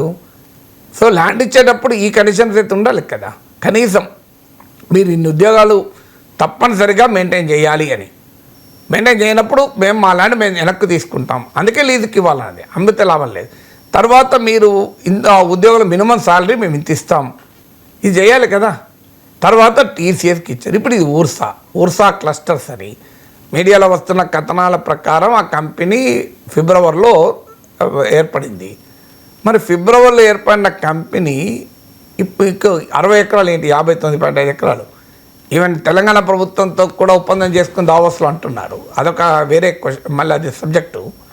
మీరు ఆ కంపెనీకి ఇచ్చారు అన్నది ఆరోపణ. ఇచ్చారో లేదో నాకు తెలియదు, ఎందుకంటే ఇప్పటి వరకు ప్రభుత్వం దీనిపైన మౌనం, ప్రభుత్వ అనుకూల మీడియాలో మౌనం. ఆశ్చర్యంగా ఉంటుంది. ఇంత మౌనం ఏంటి? వాట్సాప్ గవర్నెన్స్ ఉన్న రోజుల్లో, వాట్సాప్లో నీకు ప్రభుత్వం సేవలు అందిస్తున్న శరవేగంతో పనిచేస్తున్న కాలంలో అసలు మౌనం ఏంటి అని నాకు అర్థం కాని విషయం. అసలు ఏకి వదిలేస్తా ప్రభుత్వ అనుకూల మీడియాలో ఈ వ్యూహాత్మక మౌనం ఏంటి, సైలెన్స్ కారణం ఏంటి అనేది క్వశ్చన్ కదా. అందువల్ల మీరు ఉన్నది చెప్పండి, ఇచ్చారా ఇవ్వలేదా? ఇస్తే ఏ ప్రాతిపదిక మీద ఊర్సా కంపెనీకి ఇచ్చారు, దాని హిస్టరీ ఏంటి, దాని చరిత్ర ఏంటి, అది ఎంత సాఫ్ట్వేర్ డెవలప్ చేసింది, ఎంత హార్డ్వేర్ డెవలప్ చేసింది, అందులో ఏ రంగంలో పనిచేస్తా అంటున్నారు, ఏ రంగంలో ఎంత కంట్రిబ్యూషన్ ఉంది, who are the people behind. లేకపోతే విమర్శలకు కారణమైతే నేను ఇప్పటికీ ల్యాండ్ ఇచ్చారని అంటలేను, నాకు తెలియదని అంటున్నా. ఒక ఆరోపణ వస్తుంది ల్యాండ్ ఇచ్చారు, అది కూడా లోకేష్కు సన్నిహితులైన వారి బినామీలకు ఇచ్చారన్నది ప్రతిపక్షం ఆరోపణ. ఈ ఆరోపణ నిజం కాకూడదని నేను కోరుకుంటాను. లోకేష్ లాంటి భవిష్యత్తున్న రాజకీయ నాయకునికి ఇలా బినామీలు క్రోనీలు అనేటువంటి విమర్శ అంటకూడదని నేను ఆశిస్తాను. Let Lokesh come out. కిలార్ రాజేష్ లోకేష్ సన్నిహితుడు బినామీ కంపెనీకి ఇచ్చారనేది ఆరోపణ. ఈ ఆరోపణ నిజం కాకూడదని కోరుకుందాం. కానీ దీనిపైన మౌనం ఎందుకు? లోకేష్ వచ్చి ఓపెన్గా సవాల్ చేయండి జగన్ను, ఏమైనా చూపెట్టి ఎక్కడ నా బినామీకి ఇచ్చారంటున్నారు కదా, మేము ఎక్కడ తప్పు చేసిన వాళ్ళు ఊర్సాకు ల్యాండే ఇవ్వలే, ఏం మాట్లాడుతున్నావా అని అంటే అయిపోతుంది కదా. సో కానీ అక్కడెక్కడ మౌనం ఉండే వరకు ఈ రకమైన కథనాలకు ఇంకా అవకాశం ఏర్పడుతుంది. సో అందువల్ల ఒకవేళ నిజంగానే ఇప్పుడు ఒక దేవుడు, ఒక హేతువాది దేవుణ్ణి ఇలా ప్రార్థించాడట, ఓ దేవుడా బ్రాకెట్లో దేవుడు అనేవారు ఉంటే, నా ఆత్మను బ్రాకెట్లో ఆత్మ అనేది ఉంటే నేను తీవ్రంగా కాపాడమని కోరుకుంటున్నాను అన్నాడట. సో నేను కూడా ఏమన్నదంటే ఊర్సా క్లస్టర్స్ అనే కంపెనీ బ్రాకెట్లో ఇది ఊరు పేరు లేని కంపెనీ అయితే దీనికి భూ కేటాయింపులు బ్రాకెట్లో కేటాయింపులు జరిగి ఉంటే దాన్ని లోకేష్ సన్నిహితుల బినామీ కంపెనీలకు ఇచ్చారన్న ఆరోపణ బ్రాకెట్లో నిజమైతే దీన్ని వెంటనే ఆపండి అని చెప్తాను. Right sir. ఇక లాస్ట్ టాపిక్ వచ్చేసి బీజేడీ అధినేత నవీన్ పట్నాయక్ భారతీయ జనతా పార్టీకి వ్యతిరేకంగా పనిచేయడానికి సిద్ధమవుతూ ఉన్నారు సార్. ఆయన ప్రకటించారు కూడా భారతీయ జనతా పార్టీకి వ్యతిరేకంగా పనిచేస్తాము అని చెప్పేసి. అంటే గతంలో కూడా బీజేపీకి మిత్రపక్షంగా ఉంది కదా సార్. అంటే ఇప్పుడు ఆంధ్రప్రదేశ్ విషయానికి వస్తే 2014లో భారతీయ జనతా పార్టీ టీడీపీతో ఉంది. 2019లో టీడీపీ భారతీయ జనతా పార్టీని వ్యతిరేకించింది. 2024లో మళ్ళీ బీజేపీ కలిశాయి. అండ్ ఈ బీజేపీతో దోస్తీ విషయంలో పార్టీల వైఖరి తరచూ ఎందుకు మారుతోంది సార్? అనే బీజేపీతో దోస్తీ మాత్రమే కాదు, దేశంలో పొత్తులు మారుతూ ఉంటాయి. అదొక డైమెన్షన్. కానీ నవీన్ పట్నాయక్ అర్థం కావాల్సింది ఏంటంటే 2009 వరకు మిత్రపక్షం బీజేడీ కలిసే ఉంది. 2009 అప్పుడు విడిపోయారు. విడిపోయిన తర్వాత ముఖ్యంగా 2014 నుంచి 10 ఏళ్ళు సర్వావస్థల ఎందు భారతీయ జనతా పార్టీకి అనుకూలంగానే ఉన్నాడు. ఎప్పుడు 2024లో ఆయన పదే పోయేంత దాకా అనుకూలంగానే ఉన్నాడు.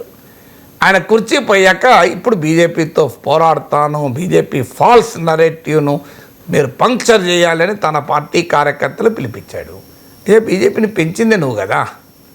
నువ్వు ఒరిస్సాలో బీజేపీని పెంచింది ఎవరు? బిజు జనతాదళే.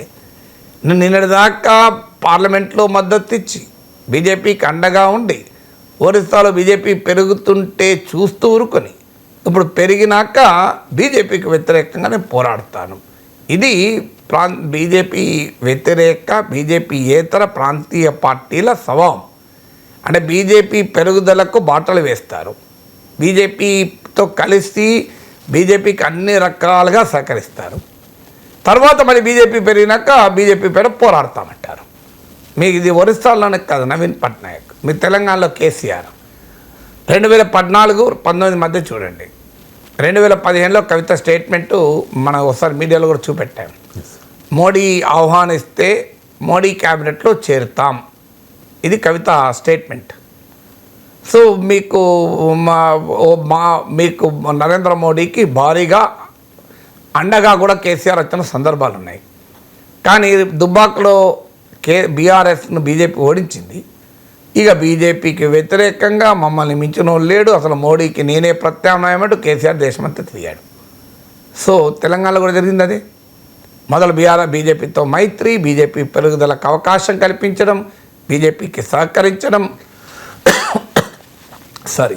బీజేపీ పెరిగిన తర్వాత బీజేపీకి వ్యతిరేకంగా పోరాడతామనడం తెలంగాణ రెండో ఉదాహరణ. మూడో ఉదాహరణ బెంగాల్లో మమతా బెనర్జీ ఎన్డీఏ ప్రభుత్వంలో భాగస్వామి, వాజ్పేయి ప్రభుత్వంలో రైల్వే మంత్రి, కమ్యూనిస్టులకు వ్యతిరేకంగా పోరాడేందుకు బీజేపీని ఉపయోగించుకుంది, బీజేపీని పెంచి పోషించింది. బీజేపీ మేకై మమతా బెనర్జీని సవాల్ చేస్తూ పార్లమెంట్లో మొదలై 18 సీట్స్, తర్వాత ఇప్పుడు 12 సీట్స్, అసెంబ్లీలో 77 సీట్స్ గెలుచుకుంది. ఇప్పుడు ఇక బీజేపీకి వ్యతిరేకంగా నన్ను మించిన లేరు, ఇండియా కూటమికి నేనే నాయకత్వం, అసలు మోడీని సంగతి ఏందో తేల్చగలిగేది మమతా దీకే ఉంది అని మళ్ళీ పోరాటం. మూడో ఉదాహరణ.